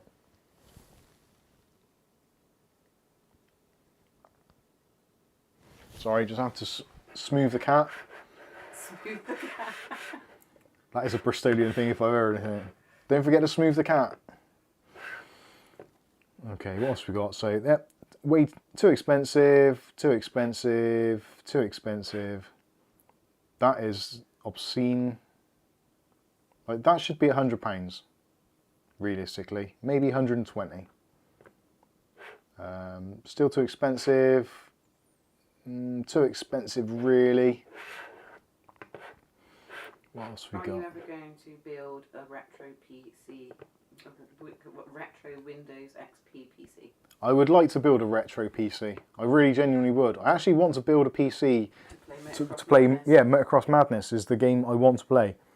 I've wanted to play Motocross Madness from a optical CD drive for the last 10 years at least, if not more. And I've never got around to doing it. What about Lulu? Leisure Suit. No, Leisure Suit. Oh, Lulu. Yeah, Lulu. Yeah, we got a bunch of old games as well upstairs, and Maybe we could get them out for next week. we can get them out and have a look next week. We got them out once before, so to speak. Yeah. There is a good price. So, okay. I have no way of testing this card and I'm not sure if it works or not. That is why it's going for the price it is. So basically they know it doesn't work. That is always the way. If you're not sure if it works or not, like most people will probably know somebody who has a graphics card or has a computer they could try the card in just to see, especially if they've got any idea of how much graphics cards are actually worth. Now this has clearly been taken apart at some point, I feel, because there is a screw missing from there. So someone's possibly taken it apart. So when he says, I don't know if it works or not, I think they might be trying it on, if I'm honest. Because pleading ignorance, well, karma will catch up with them. Always does. Well, sometimes. It does to us. Yeah, catch up with us. Especially when we post videos that got Warner Brothers content in them. Bastards. There we go, there's another... Wow. Dear Lord. Okay. Yeah. No I/O plate. Best we leave that alone, I think. Keith says I'm using an R9 280X right now in my rig as my RX 5700 XT failed last week. Oh, sorry to hear that your card failed. Had it nearly 2 years, but Amazon are doing a warranty on it, thankfully. Oh, awesome. Now this is a difficult place to be. Now this is a GTX 780, and that is the Founders Edition style. Now these are actually rare, like super rare, and they're even rarer in good condition. Now that looks like that has got the box. No, it hasn't. That looks like an EVGA box underneath. That looks like yeah, that's an Asus ROG Strix box. So they're just that's cheap. That's actually quite crafty. They're displaying the graphics card on a box, giving you the impression that it actually comes in a box, but it doesn't. Maybe they keep it in that box. So that is actually pretty much a collector's item. Oh, you can see it clearly there. So yeah, that is the. I think the 780 was the first of the Founders Edition style cards that actually had the illuminated GeForce GTX on the side. I could be wrong on that. It might have happened in the 6 series, but I don't think it did. I think the 700 series was the first one to do it, and also to have this kind of fan layout. So that actually could be a collector's item. So although that seems expensive for what it is performance-wise, in terms of actually a collector's item, that if it had the box, it would probably be worth it just to keep it somewhere. But Yeah, in terms of buying it as a new card to use as your daily driver, £130 for a GTX 780, no, I don't think so. But certainly it could be a collector's item. So what else we got here? Anything exciting? I'm looking for either things which are at one extreme or the other. So either ridiculously expensive or just cheap as chips. Nothing there. See, the prices do seem to be all over the place. Like, there's another 780 which we looked at just now. Same specs. This is the GTX 780 3 gig again, super clock card, EVGA, so it's going to be a good quality card. £80. So that's £50 difference between the other one because of the design of it. But effectively, between the two, there'll be almost nothing between them in terms of actual performance.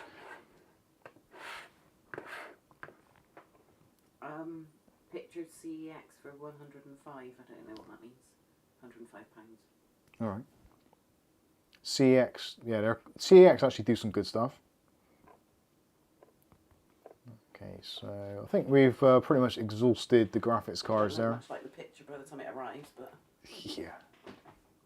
So you can see there's a lot of prices and a lot of options available, obviously, depending where you are, what's about. Some of the prices still seem to be rather expensive, but there seem to be some which are actually seem to be quite reasonable. Like, there's another example of something which is actually relatively reasonable. £100, GTX 1060, 3 gig. It's going to play games, it's going to be doing okay, it's not going to be obviously breaking any speed records.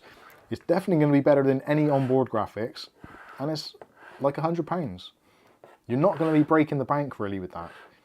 Even if you'd have to save up for a little while to get it, you wouldn't be overly disappointed, I feel. Although, alternatively, you go for something like a bit more. RX 570 4 gig, still a reasonable card. You might want to pay less than that though, maybe again around the £100 mark. I feel you'd be getting a reasonable bargain because the retail prices for the other cards haven't come down sufficiently yet, although they are seeming to be heading in that direction. So speaking of which, let's go to CCL. why don't you look at any comments first? I don't think there is any. Yes, I'll go back to the main one. Is that the main one? Yeah. Yeah. Let's have a look at the... where's the comments? Go through some of your comments, see what you guys have been thinking about all that going on. I don't think there's much there, to be honest. Rob Roy, Motocross Madness, remember moving the Microsoft gamepad about in the air to control the bike? Yes, they had the Sidewinder... Was it the Sidewinder Pro? And it had the gravity thing in it, so you can move it around. You could do the wheelies and stuff by tilting it backwards. I never actually had one of those, but I saw them and I think that was awesome. Sort of flat thing, didn't we? Yeah, we had a joystick which was basically a remake of a NES gamepad, but without the colour buttons, so it was all grey. And we loved that gamepad. It lasted for ages, and we did hammer it. We did play that game a lot, didn't we? Yeah. Ugly Bob says, I liked Midtown Madness. Yeah. We should find somebody who has the technical abilities to make Midtown Madness. That's your job. But make it a multiplayer, so we could play online. That would be amazing. What was that little radio control car game you played? That was multiplayer, wasn't Oh, Revolt. yeah. Revolt was a radio-controlled car racing game, which was also very good, and multiplayer. Very good. If you stuck the cat up with double-sided tape. No. Darren's with us, says, hi, Cav and Mike, how you doing, Darren? Keith Crooks, I was debating selling my RX 570 XT last year when the prices were off the scale. Stupid, and I could have sold for around £800. I bought for 400, but I couldn't do it being a decent human being. Keith, I'm in exactly the same position as you. And I'm even better off because I was sent the, which one was it? The XFX, which is the one I use in my video editing PC. I was sent that for review. So they said I could keep it after I had it. So I was super lucky. It was around about £339 worth, I think, when they sent it to me. So that was... I was usually get allowed to keep things like that. Rarely do we get allowed to keep things, so I was super lucky with that one. And then not long after, the prices went mental. So yeah, it was at any point I could have sold it for a lot of money and made an extreme profit. But then it's like the housing market. When the housing market bubble starts expanding, you can sell your house, but unless you've actually got another house to move into or an excess house, like that sort of thing, you're kind of stuck in the same situation. So you sell your graphics card or your house for a lot of money, but then you're gonna have to buy another graphics card or another house for a lot of money. So you're a bit static in that. But yeah, if you can hold it out, then not bad. Cheers, James. Come round and do our housework after. We got a lot. Oh, I've been busy today. Kaiser Solo says, hi guys, Mike, which one's worth it? 325 used 5900X versus new 3800 3D. 5800 3D 450. I'm trying to work out what it is there. 3800.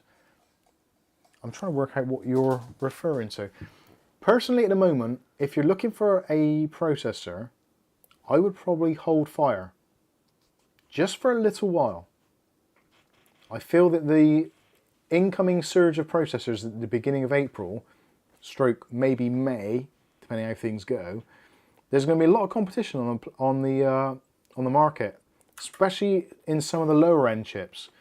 So when the lower end chip market hots up a bit, people don't buy the higher end chips because they can buy the lower end chips. So the higher end chips then come down in price to try and tempt people up a tier. So if you're looking at buying a higher end chip, I'm personally in the same market. So I'm still running. I meant 5800X. Ah, right, yeah, 1500X, okay. Yeah, if I'm currently looking at my 3900, which we're coming up to the end of the tax year. So I'm at the point where if I don't spend some money, we end up paying loads of tax, or more tax than what we would. So I'm looking now in the last couple of days of what can I buy as an investment to see me through next year for benchmark and all that kind of stuff. And I'm really kind of thinking I would like a 5900, but that is a lot of money to outlay for a processor that I don't really need. So there has to be something really which takes my fancy. The 5800 3D version, I feel, doesn't offer a great deal at the moment. It's a locked chip, so you can't overclock it. And also, it only seems to be, in some instances, about kind of single figure digits faster. So I don't really know if it's... I want to see some good reviews of it, first of all, which I haven't as of yet. But it's new, so it's shiny. So if you've got the money, treat yourself.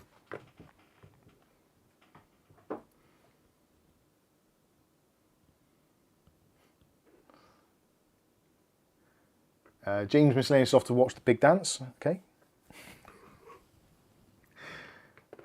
Chris Hartford says the GPU prices are tumbling across the board. Still not at true values, but hopefully soon. It does seem to be going that way. And traditionally, which traditionally does not really mean a great deal these days, but historically I should say, I suppose, historically from kind of mid-March through to kind of late summer, computer component prices normally tumble. So you get your kind of back to school where it starts to go up a bit, then it dips down for the sales at Christmas, then it kind of goes up again after January to around about March, April, kind of where we are now, and then historically it would start dropping off. And as a lot of companies start getting their extra budgets for the year for advertising and whatever, so they put promotions on as well. So quite often you'll see promotions between April and kind of June, July. So this is the kind of the lull normally in the computing industry. So we should still see some price reductions. And because the sun's coming out, people are less interested in computing. So you get the second-hand market hotting up a bit because people getting rid of their graphics cards that they're not necessarily using. They feel that they can trade them in for a hot tub. Yeah, trade them in for a hot tub, or just sell them off to buy things they need, or maybe sell it. These days you could realistically sell a graphics card and buy a holiday. That's how mad things have got.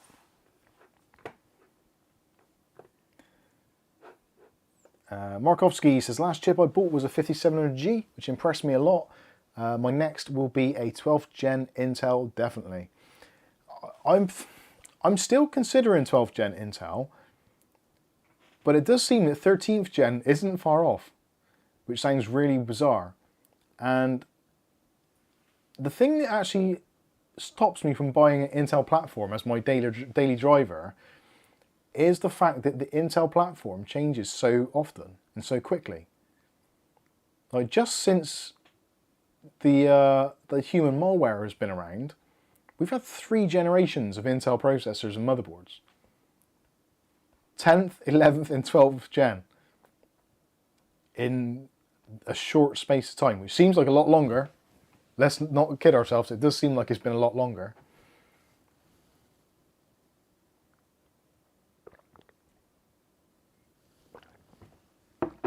Taxation is theft. I agree, Rick. And Aletta says, taxes, people still pay those. Well, I do.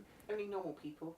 Yeah, normal people pay taxes. Companies, businesses, and those based offshore don't. Because they're bastards. They just spend them. Yeah, or if you're a comedian, you don't pay taxes. And then you get hammered for it in the press. But, No names mentioned. yeah, when does tax evasion, if it's not illegal, I really struggle with the whole concept of, so tax evasion, so if you're actively avoiding paying taxes, yeah, perhaps it's not entirely ethical because we should all pay our fair share, but if there's an option to not pay taxes or to pay taxes, and it is an option, a legal option, albeit an ethical option, surely most people would probably not pay taxes. Or at least there would be a 50-50 divide. I don't think it's quite that kind of, well, 95% of people are paying them. So, yeah, I won't go into that too much. Cheers, James. Take care, stay well, and pay your taxes, unlike Big O for the last 9 years. Yeah, but she's got big dogs and guns, so the IRS aren't going to be chasing after her, I don't feel.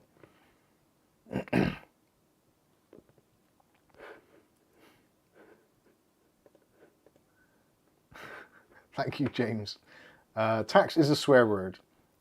Yeah. Paul Lamont says, was that a Jimmy Carr impression, Kath? We don't do Jimmy Carr impressions around here. I haven't got the hair for it, or the teeth. Ricardo says, you can thank the Romans for taxes. That's where theft begun. Oh dear, we're going to get into this. Markovsky, I don't trust Intel to bring things out when they say, Mike, look at their new GPUs. So 12th gen will do me for now. Yeah, it is. I would like, if Intel come out and said we are going to stick to a platform or a socket type for even 3 years, I would be much more tempted to spend considerably more money on a processor. At the moment with Intel, I'm quite happy to spend up to maybe £150 on a processor. Anything more than that, literally by the time I've put the processor on the socket, it's a dead platform, or almost a dead platform. And for me personally, I'm just not interested in that at all. Cheers, James. O'Reilly says, hot deal, brand new AMD Ryzen 9 5900X in retail UK for £400 and free delivery, should I get it? Now for £400, that is, I bought the 3900 non-X from Amazon when it was on sale for £400, almost to the penny I think it was. It might have been 401, 402, something along those lines. And I said to myself, if I need to upgrade and I'm going to go for a similar level processor, I'm not going to pay more than £400 for a processor because it's just insane. Even though I do it for work and clearly it's kind of like a taxable thing which I can justify, I really struggle with it. And I was having this conversation yesterday. Transplant. Yeah, it's true. I was having this conversation with my mum and Kath yesterday, and we were saying, like, potentially I could if I want to. Well, people ask, say, Mike, why don't you have like the best processor or the best motherboard or the best this or the best that? And the reason is because I've always been slightly thrifty, and I've never had a great deal of money, so I've always been slightly cautious about what I spend on. So unless spending considerably more money gives me either considerably more or equal additional performance for the money, then I don't see any point in doing it, unless it specifically helps me to do a specific job that I have to do. Now, in terms of video editing, more cores is always useful, more threads is useful, and clock speed is helpful. But really, I've got to the point where the 3900 does kind of mostly everything I need it to. It's more my graphics card which is the problem. So as much as I want to upgrade my processor, I also am kind of very set in the fact that AM5 is going to be out not too distant future. So AM4 is a kind of on life support at the moment, although it'll probably go on for a couple of years anyway, as things generally do. So do I want to spend a lot of money now on a processor, or do I hold on a little bit, see what AM5 has to offer, but then AM5 isn't going to offer a lot to normal folk like you and I for probably a year, because that's how long it's going to take for DDR5 to come down to a sensible level, and the processors and the motherboards to be, because obviously the first generation of motherboards, AM5, are going to be the top end boards. So it's going to be like the X series boards. Realistically, again, most normal folk are going to be waiting for the B series boards to get a little bit of overclocking, maybe a few less PCI Express lanes, that kind of stuff, but more affordable boards. So that might even take even longer again. So we might not even see B series boards on the AM5 platform until next year. And waiting a whole year for a platform upgrade is probably quite a long time.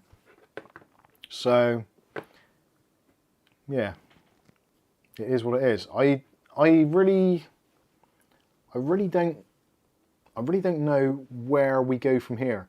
I was confused this time last year, and I'm more confused now than I was then. But yet the options seem clearer now. So I don't know. Yeah, Aletta is saying there, 3900X system is good enough for me, no reason for me to upgrade for a long time.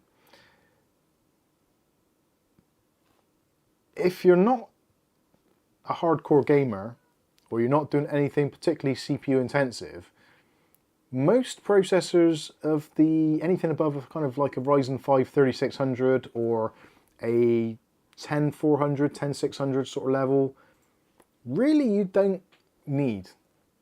And you probably don't need to pay more for. It's really nice to have. I think it's down to the individual on that one. I would rather at the moment wait to replace my graphics card than I would to replace my processor. Because I think the processor doesn't really get taxed as much as the graphics card does, especially when it comes to video editing and gaming. Anyway. Mike, you're more than welcome to do so. It's hot in Las Vegas. It's been warmer here today. I think we had highs of somewhere about 18 or 19 degrees, which is about half of what you get. You probably don't even have that at night. Nice, really. But it was nice today, yeah.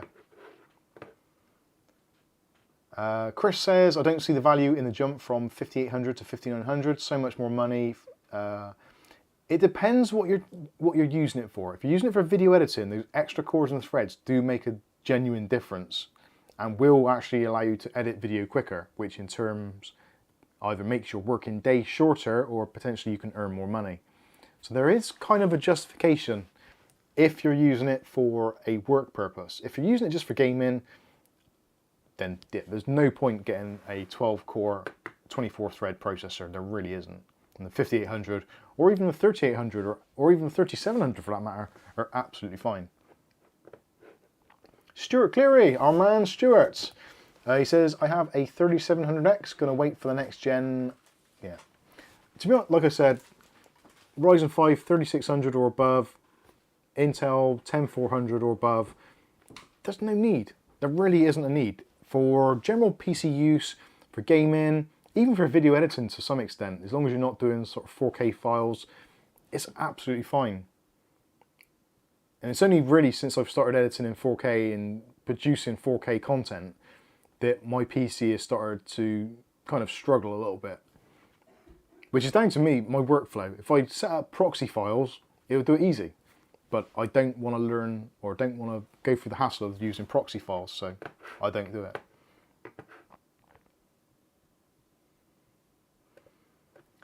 Ricardo says, I think I'll need a CPU upgrade wanting to study SQL. Yes, you probably will want lots of cores and lots of threads.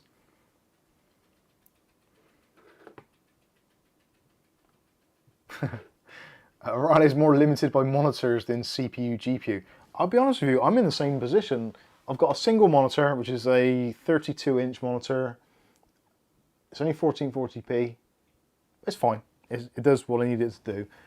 I would love to have a second monitor set up, but I'm really struggling to get that second monitor. Skystalker, bless him, sent me that other little touchscreen monitor, but the resolution on it, I just can't get it so I can see properly. It needs to be a little bit closer, or something that I'm going to use less. Something I'm just going to glance across at. Kind of like, what are those like home hub things you have, Google Home Hubs, where you've got like just a little bit of basic information like the weather and date, that kind of stuff. Perfect for that sort of thing. But for me, with my eyesight, with my age, it needs to be kind of like at least probably a 13-inch screen to make it actually usable for text. Maybe even a 15. I think smaller screens, like you can see them, but when you're looking at a monitor, like a normal PC monitor, and then you look at another smaller screen, if the text is considerably smaller, it's kind of quite jarring between the two. And I love it. I'd love to have like 2 or 3 monitors the same size. That'd be amazing, but we're not kind of here there.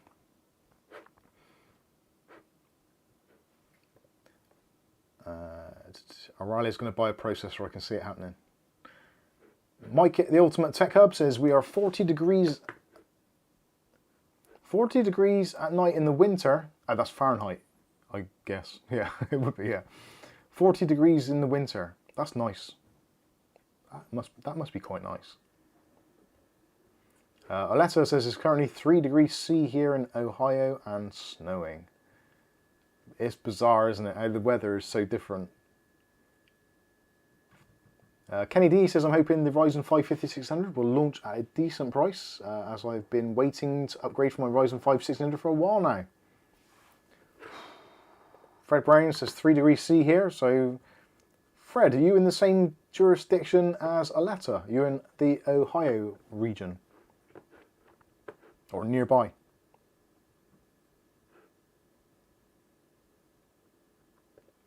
Ultimate Tech Hub Mike says, I need a motherboard upgrade. Mine is a Sabertooth X79 with no M.2 slot. Time for a change. Yes. If you haven't got an M.2 slot, that is showing its age. There's a super chat from our man Stuart Cleary. €20. Says, thanks for the advice, Mike. You're right. I don't need all that power. You definitely don't. You genuinely you don't. There may be the odd, with most things I think with us when we're doing computing tasks, there's going to be the odd time where something takes a little bit longer. Maybe you're unzipping a file, or you're transferring a file from one location to another, or you're installing some package, and you get to the point where you think, oh God, I wish this was quicker. But that's going to be like 0.00001% of the time. Most of the time, you're just going to be having your 20 odd tabs open in Google Chrome, maybe your email's running in the background, possibly some kind of streaming service, your Spotify or whatever. Hopefully a little bit of YouTube in the background as well. So most of us don't really need it. But thank you for the super chat. Appreciate that. Darren says, should I not buy the best to future-proof myself, Mike? Just buy what you can afford.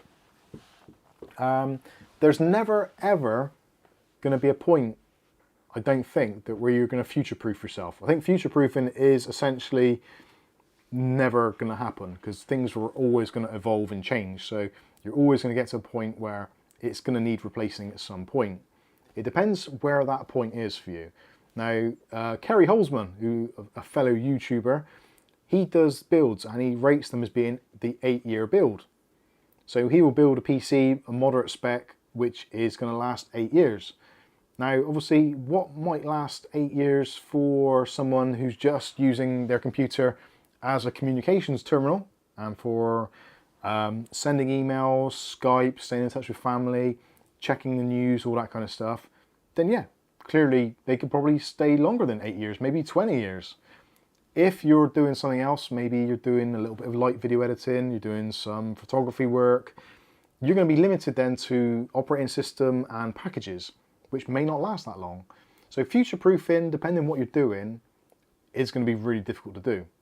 Genuinely is going to be very difficult. So I would probably underspend, but look at what is going to be your next upgrade, rather than spending everything you've got on one platform and then just praying that things don't change dramatically in the foreseeable couple of years after you've bought it. That's just my opinion. Hello? Nick Barnes. Nick Barnes, Nick Barnes, Nick Barnes, where's Nick Barnes? William Bodie says it's 6.4 degrees C in North Germany. Just keep going down from there, he's not far. Oh, Fred's in Ontario. Ontario. One of those two. My Tech Desk says it's 12 degrees C in Israel. It's actually, I'm not sure what the temperature in the Mike's Unboxing studio at the moment is. Relatively warm, even though I have got my hoodie on, so it is a bit warmer. Where is my display? I've moved it. It is there. It's 24.1 degrees currently inside the studio, which is actually quite nice. As I've got older, I've appreciated the warmth more. I used to be one of those people that I liked having the windows open, air conditioning on, and cold fan blowing at me. Heating on. Yeah. Nick Barnes. Question. Watching a Ryzen 5 2600 on eBay to upgrade daughter's R3 1200, a 320M, but would it make sense to see what Ryzen 3 4100 prices are? Yeah, I suppose you'd probably be better off in terms of the processor. You're probably better off with a Ryzen 3 3100. Because I don't think the 4100 is going to be particularly much faster than the 3100. And I'm pretty sure it's actually, they've nerfed it by removing some of the onboard cache. So the 3100 actually might be the better option. Stuart says it's 3 degrees C in Dublin, Ireland. I don't know what. Hey Google, hey Siri. What is the temperature? It's currently 12 degrees. Currently 12 degrees outside. So 12 degrees outside, 24 degrees inside. Double. I like that. That matches up. That suits my OCD. William Bodie says i9 9990. No, I added the 90. That was dramatization by me there. 8 cores, can't go higher on my motherboard, and the TDP is 65 watts. I actually liked my 7700K. That was a nice little pro. No, 6700K I think I had. That was pretty good. Keith Crooks, I've been happy with my Ryzen 5 3600 and 5700 XT, until it broke obviously, on my 1080p monitor, but having got an HP Reverb VR headset, I need more CPU and GPU power for all them lovely pixels.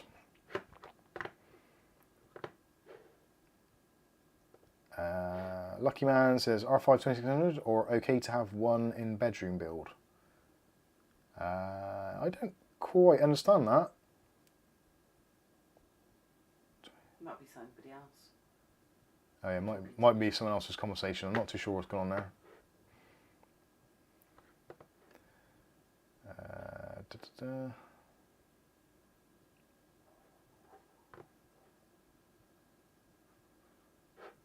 Markovsky says I know a pretty rich guy who buys new computer and phone tech pretty much as soon as it comes out. He spends thousands, but is no better off for it apart from the initial buzz of getting stuff. Gotcha. Yeah, I used to work with a guy when we worked in the computer shop, and whenever a new graphics card would come out, or a new processor or platform, he would get it on kind of day one, regardless of what it was and what he had. And it was, in a way, it was good. It was good, yeah, because he would sell his old stuff to us, like cheaper, to kind of facilitate the upgrade. So yeah, we'd get a really good kind of hand-me-down for a very good price. So that was always good for us. Fred Brown says Ontario. I thought it was Ontario.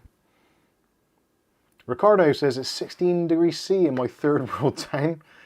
16 degrees C. That's a nice 16 degrees. 16 degrees is quite nice because you can go out, you can still wear a hoodie or something, and you don't get overly hot, but it's not freezing cold either. Nice. Anthony Carter says 10 degrees at Manchester. Lee. Not sure where that is actually. I don't know many places in Manchester at all.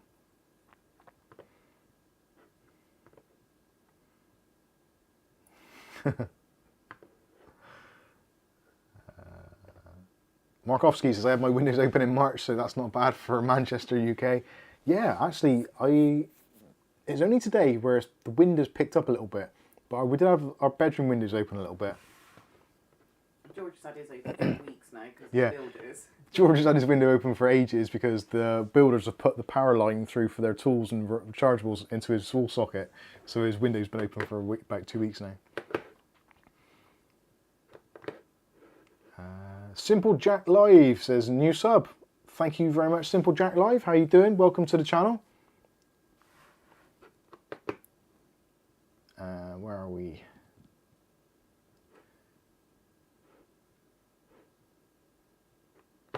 O'Reilly says I'm tempted to open my window down in Devon. That and see my 4MD system is doing its job as an electric heater. Rick H says, I'm still rocking my i7 3770. That was a great processor. That was a classic processor. Rick, consider yourself as you're like driving a classic car. You're driving a classic processor, which is still actually doing modern day tasks, which most modern cars struggle with. So you're doing all right there.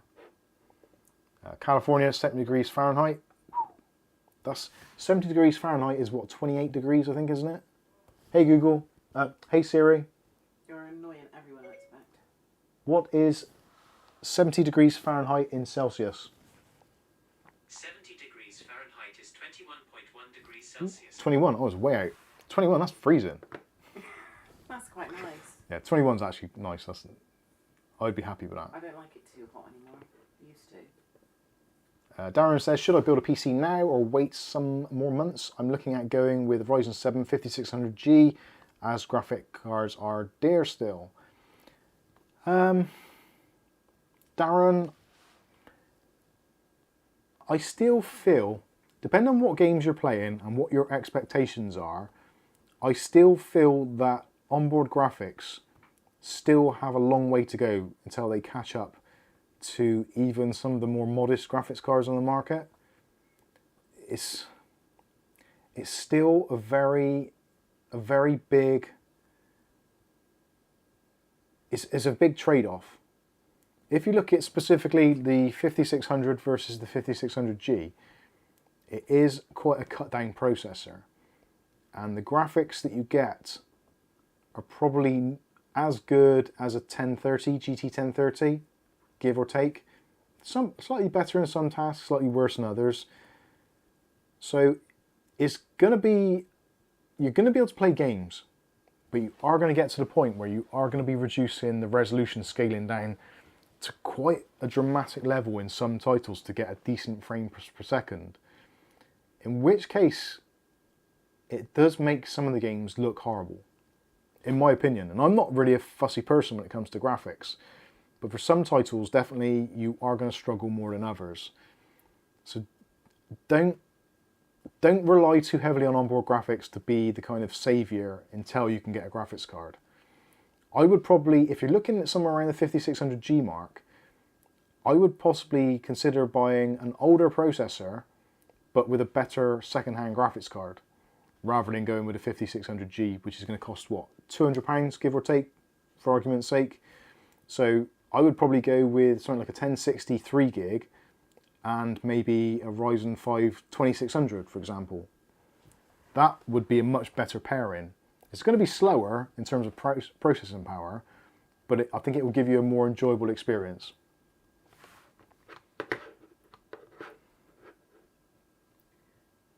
Stanku, Daniel, Mike, can I pick your brain for something? Stanku, yes, you can pick my brain for something. There's not much left to pick at, but whatever's there, you're more than welcome to. What do we call Yeah, pick my Brian. I might do that. That might be a thumbnail for next week's stream. Just me pointing at my head and saying, pick my Brian. That might work. Copy stuff. What's better, 5600G or i3 12100? It depends what you're trying to do. If it's for gaming, I would say the 5600G, although it's kind of, it's like choosing whether you have, I don't know, it's like choosing between sickness or diarrhea. Like, neither one of them is great to have, but one's a little bit better than the other, depending on your preference. That's probably not the best of answer. Sorry, copy stuff. If you're looking at onboard graphics for either one of them, both of them are not great. And not going to, like I said just now, when I was referring to, who was I even referring to? I can't remember who I was referring to now. Was it Rick? Darren? Darren, sorry, yes, I was referring to Darren. And no, I haven't watched the new Halo TV series, sorry. So, yes.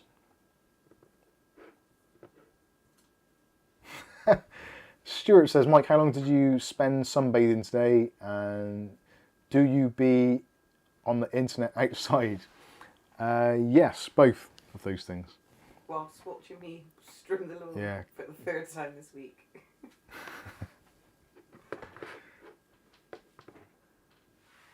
Chris Hartford says the 5600G is PCI Express Gen 3 CPU, so it cuts PCI Express Gen 4 options when adding later GPUs. Yes, that is absolutely true.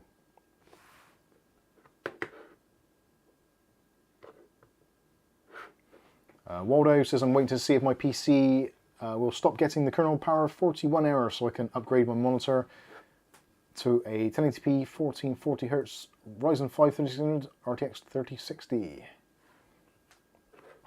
And hello Minecraft noob. I cannot wait for Nvidia to reveal RTX 4000 series, only for all the stock to be bought by Skullbirds again. Guess I have to wait till 2077. Yeah, Cyberpunk years are going to be when we're going to get a graphics card.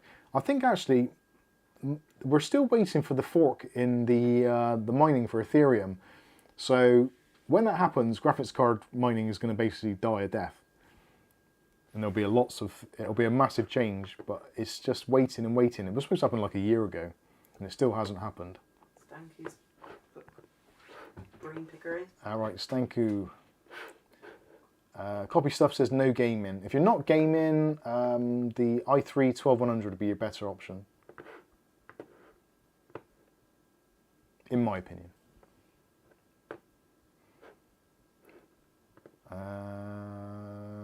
Stanku. So, 8700K maximum SEC, 16 GB RAM, 360 Arctic freezer, blah blah blah. A price. Is this what you've built or? 8700K.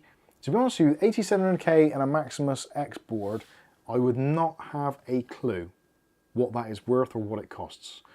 When it comes to anything prior to 10th gen Intel, I've got virtually no knowledge whatsoever because I didn't pay any attention to it because it just didn't make any sense to me because of the AMD processors being such a good option.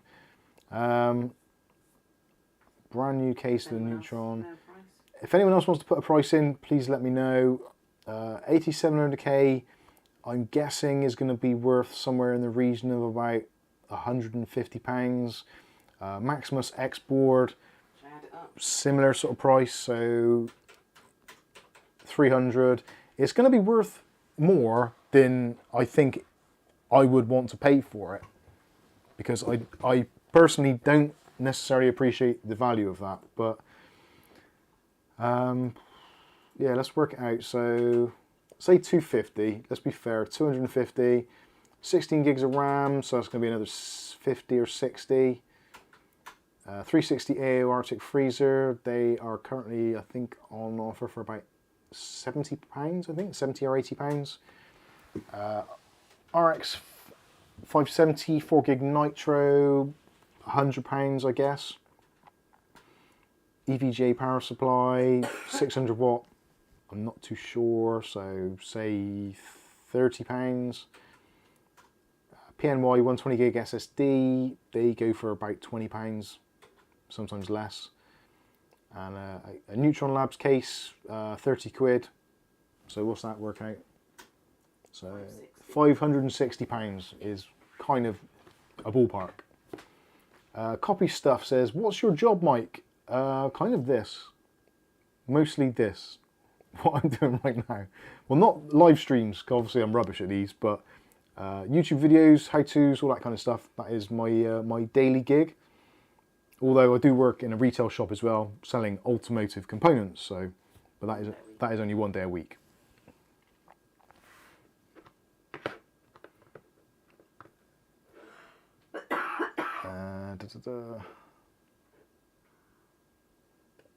Chris says the 5600G in a B550 board gives lots of upgrade paths. Certainly does.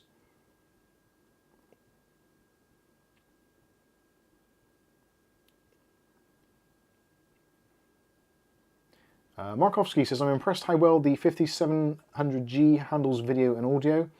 I tried a mini music vid production machine with my 3400G, but it struggled with samples and rendering. But the 5700G eats up. Yeah, the 5700G and the 5600G, in terms of actual processing power, are absolute monsters. They really are. I was surprised. I'm pretty sure the 5600G, when I benchmark it, was probably one of the fastest processors I had in the house, which is weird.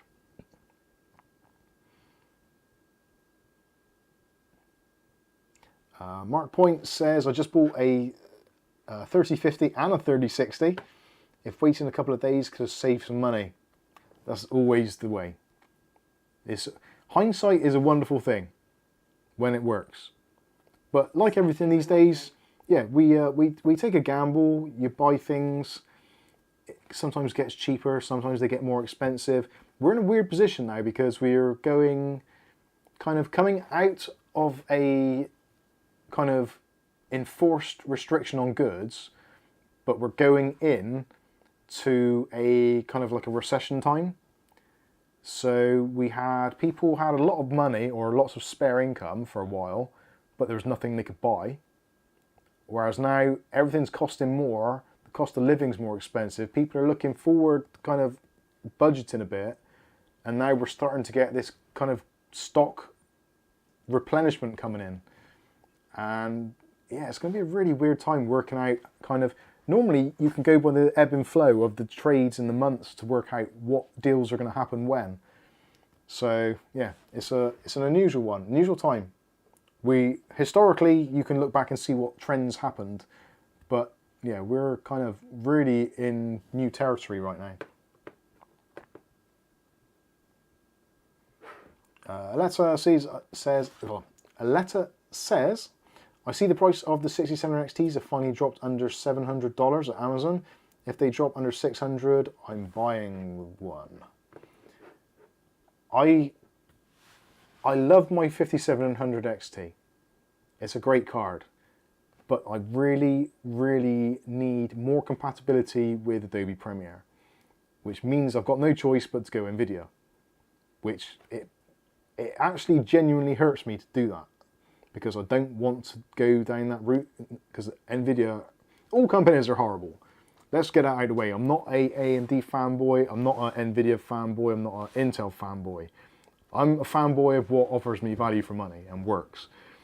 AMD, to a point, have been very good in that respect. Great processors, great platform. AM4 platform has arguably been, along with AM3, have been probably the two best socketed platforms that we've seen ever.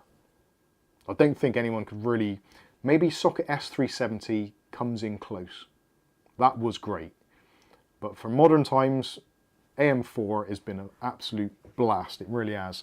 Even now with like A320 motherboards taking the latest 5000 series processors with a BIOS update, it's just, yeah, it's incredible how they've done it.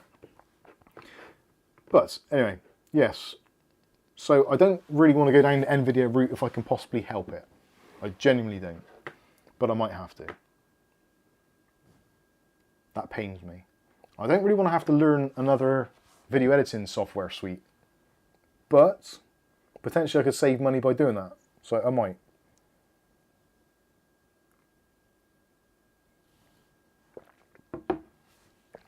Darren says, true PC builders eat sandwiches. I agree. I actually had a sandwich for my tea tonight. Or my dinner. However. Breakfast. Yeah, whatever you call it, yeah. I'm on my OMAD diet today.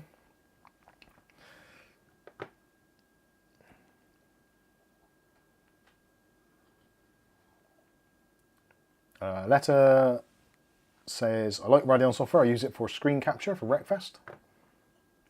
Good stuff.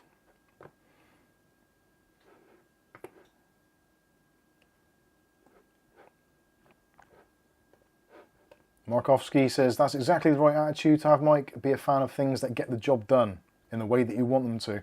Yeah, I'm very much like that with... I do like to have a brand that I affiliate with more than another. And to some extent at the moment, in terms of brands, I am favouring MSI.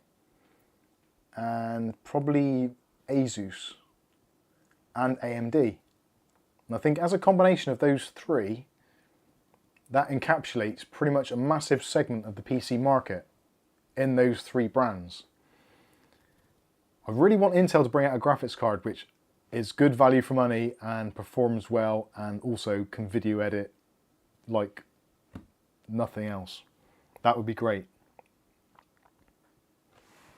Paul Lamont says, this is why I can see video editors have separate rigs for separate jobs.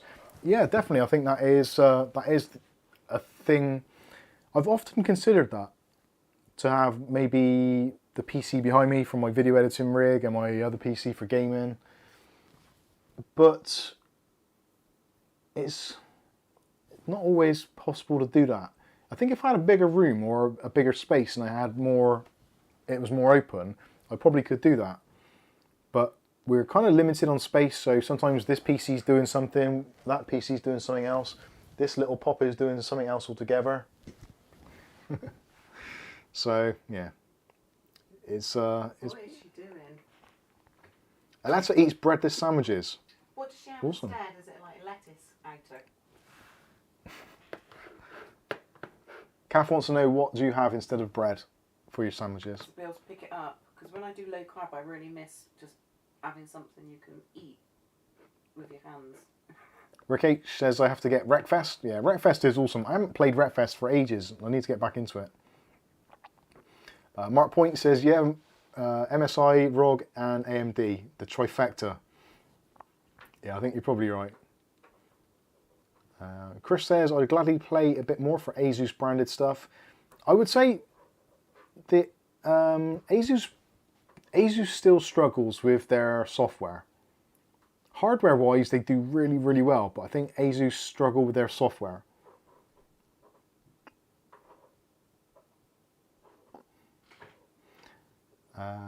Actually, something which we're going to be talking about in an upcoming video and possibly the stream next week is your RGB RAM not working anymore? Now, you may not have even noticed it, but because there is a, it basically stems back to Patriot, and there was an RGB driver from Patriot which was used for RGB RAM and RGB hard drives and other RGB components, which has turned out to be buggy as all hell. And the reason for a lot of system crashes, and I think there's a security issue with it as well. So a lot of kind of third-party vendors such as MSI, Asus, Gigabyte, ASRock, they are in the process of removing those older segments of RGB software or compatibility out of their main packages. Now I actually found this out this week. I was doing some updates on the PC behind me. So it's MSI motherboard, B550 Gaming Edge Wi-Fi, and there is V-Color RAM in there, which V-Color RAM uses the Asus Aurora Sync kind of compatibility mode for the RAM. And I rebooted a couple of times and I noticed that the RAM wasn't in sync with the motherboard, which I thought was unusual. So I went into the RGB software, which is MSI Center, and the RAM sticks had just basically disappeared. It showed the motherboard, it showed the keyboard, it showed the mouse. The memory was gone. The memory channels didn't appear. So uninstalled, reinstalled, all the usual kind of stuff. Took the RAM out of slots, put it back in. Nothing. Did not recognise it at all. So I went on and installed Signal RGB, and straight away it picked up the RAM as Aurora Sync compatible RAM, and it would all synchronise. No problems. But Signal RGB didn't detect the keyboard and mouse. So not a perfect solution. So I knew at that point the RAM was still functioning and the motherboard was okay. I was fearful that I did a BIOS update and I bricked the onboard motherboard kind of RGB chip, which does get updated in some BIOSes. So much messing around, and basically it turns out that MSI have removed the Aurora Sync compatibility mode for RAM, which is a real pain in the ass. So you may find in the next coming weeks, days, months, whatever, if you're using RGB RAM and you synchronize it with your motherboard on software of some sort, you may find that it stops synchronizing. So essentially, don't panic. It isn't the end of the world, but you may need to either replace your RAM with a different brand if it's not compatible at all. They may work on some things. If they get enough complaints, they may turn around and add in support in another way, but I don't know how that's going to work. But yeah, it was a pain in the backside. John Doe says you should get a sticker for the cat saying hairball inside. Yeah, it's not a bad idea. Mark says, given the fact that energy prices worldwide are getting silly, the most power efficient and resource friendly builds make more sense. They do. So that makes my RX 6500 XT worth a lot more money. And a much better value proposition, being that it just literally sips power. Unlike my push-along lawnmower. Aletta says, I just take some sliced meat and cheese and roll them up. I have to stay below 50 carbs per day. I think I breathe 50 carbs a day. Probably do. Just from shower gel.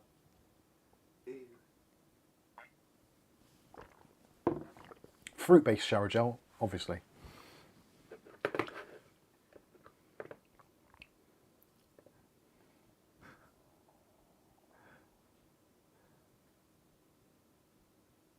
Ugly Bob, 2 slices of pizza with a pizza in the middle. Pizza sandwich. I used to actually have that. That used to be a thing. You used to get those in the UK. We used to have these pizzas from somewhere like Iceland or something. The little round ones, little 8-inch pizzas. And they were basically covered in some sort of weird red sauce. And they had very sparse... grated cheese on it. Like a little bit of grated cheese on there, which was basically no use to man or beast. And you could either put them under the grill or you could microwave them. To be honest with you, it didn't make much difference. Chuck them in the bin, really. Yeah, you're probably better off just throwing them straight in the bin. Cut out the middleman and just give it to the dog. It was, they weren't great. But I used to get 3 of those and I'd do them. So yeah, basically have a sandwich with them. And then I'd always end up burning my tongue or burning my throat because you have the outer edges, which are quite cool, but then you had that kind of coating, that red sauce, and you just get super hot like a Pop-Tart, and you'd eat it and it'd burn your throat. You'd be like, Did you dip it in your pot noodle? oh, it's hard.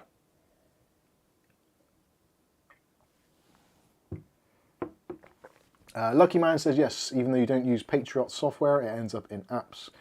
It does. I definitely noticed it from Asus motherboards. Definitely installed Patriot, and it did seem that MSI Center might have used it, but I couldn't find it. Waldo says my Gigabyte Aura software had it, but luckily I knew about it and deleted it. Rick H says my GT 1030 sips 30 watts max. Yeah, I've actually still got my my 1030 out there. That might come in handy when the power starts going a little bit squiffy.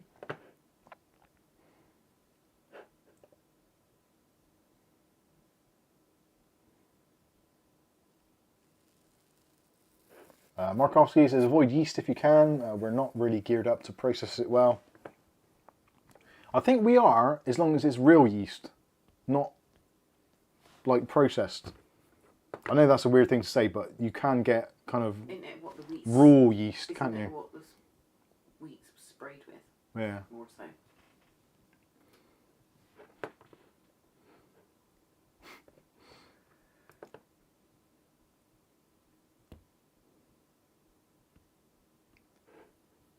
Mark Point says, has been seeing people use a 1030 for gaming, and it doesn't really seem that bad.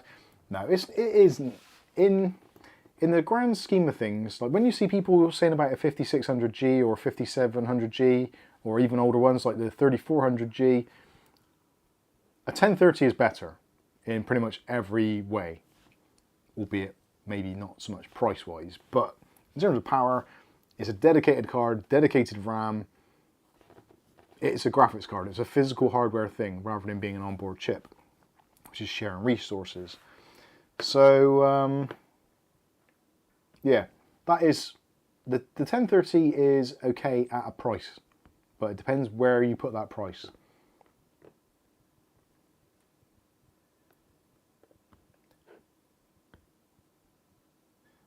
Copy Stuff says, what did you do while live? I can't be here at 9 PM.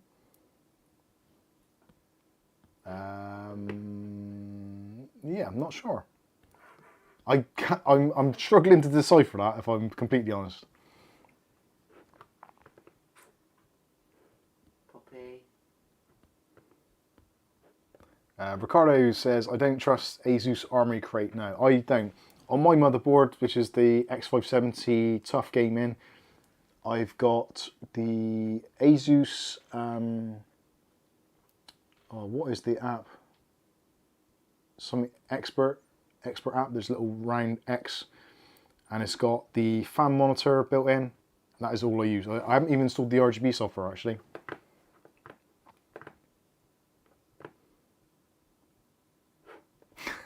James Roslane says, anything with tomato sauce becomes neutron star hot. It's designed to destroy mouth roof tissue, similar to Captain Crunch cereal, which is like eating steel wool. Yeah, we've got, over here we've got a company called Kellogg's, which you've probably heard of. Crunchy Nut Cornflakes, they have the same effect.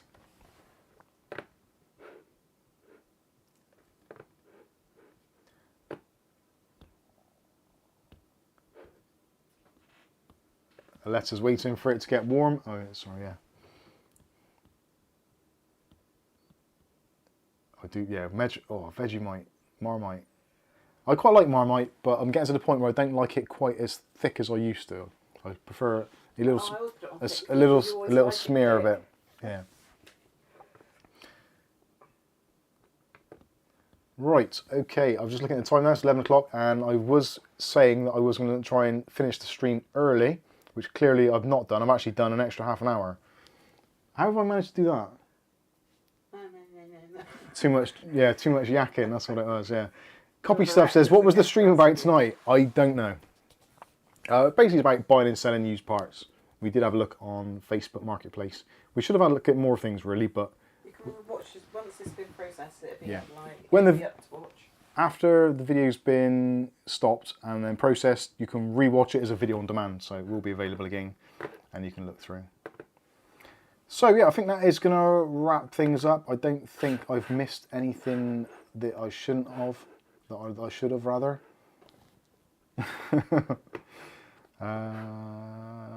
No, that's it. So yeah, hopefully it's been a moderately entertaining evening for you. If you've enjoyed the stream, do us a favour and stick a like on it. And if you can, if you feel like you can trust me, and you feel like we're part of a family, feel free to share this video and the channel with your friends. They may think less of you for it. Who knows? But anyway, you might find some interesting content. We've done this for nearly 5 years now. So if you go back to the beginning, there's some very, very bizarre stuff at the very beginning. He was good enough. William Bodie basically went through, I think, and watched pretty much every video we did. I'm pretty sure there's almost everything. So yeah, he has been witness to some very strange creative directions. Anyway, thank you all so much for joining us on tonight's stream. Thank you so much for the super chats, and thank you to all the members and all the patrons as well. Don't forget, Monday morning, 8 AM, which will technically be 9 AM, but because clocks, anyway, ignore that. Don't forget the Thermaltake Tower 100 giveaway begins officially Monday morning. So if you're interested in that and you're in the UK, just watch the video, drop me an email, mike@mikesunboxing.com. Adam will be going through from Thermaltake UK and going through the email applications, and basically it's going to be down to him to choose the winner. So hopefully get some good ideas together, some interesting things that you could do with the Tower 100 and your kind of suggestions and things you want to do with it. Be as creative or as insane with it as you like. Feel free to get the Dremel out. When it's your case, you can do exactly what you like with it. Anyway, that's going out on Monday. Got loads of good videos coming out next week, so do stay tuned for those. Not on our channel. Not on our channel, on another channel. There'll be much better videos, so enjoy those. Don't forget, Discord is available, so if you want to chat further with any of the members of the community, please feel free. Obviously, it is a UK-based Discord, essentially, to the most part, so there is going to be sporadically people. We've got quite a few Australian people on there as well, so there'll be people kind of 24/7. There's people on there. Just drop in, say hello. There's no charge or anything, and it doesn't cost anything to join, so you can just drop in, have a chat with like-minded lunatics, and discuss why PC parts are too bloody expensive to buy.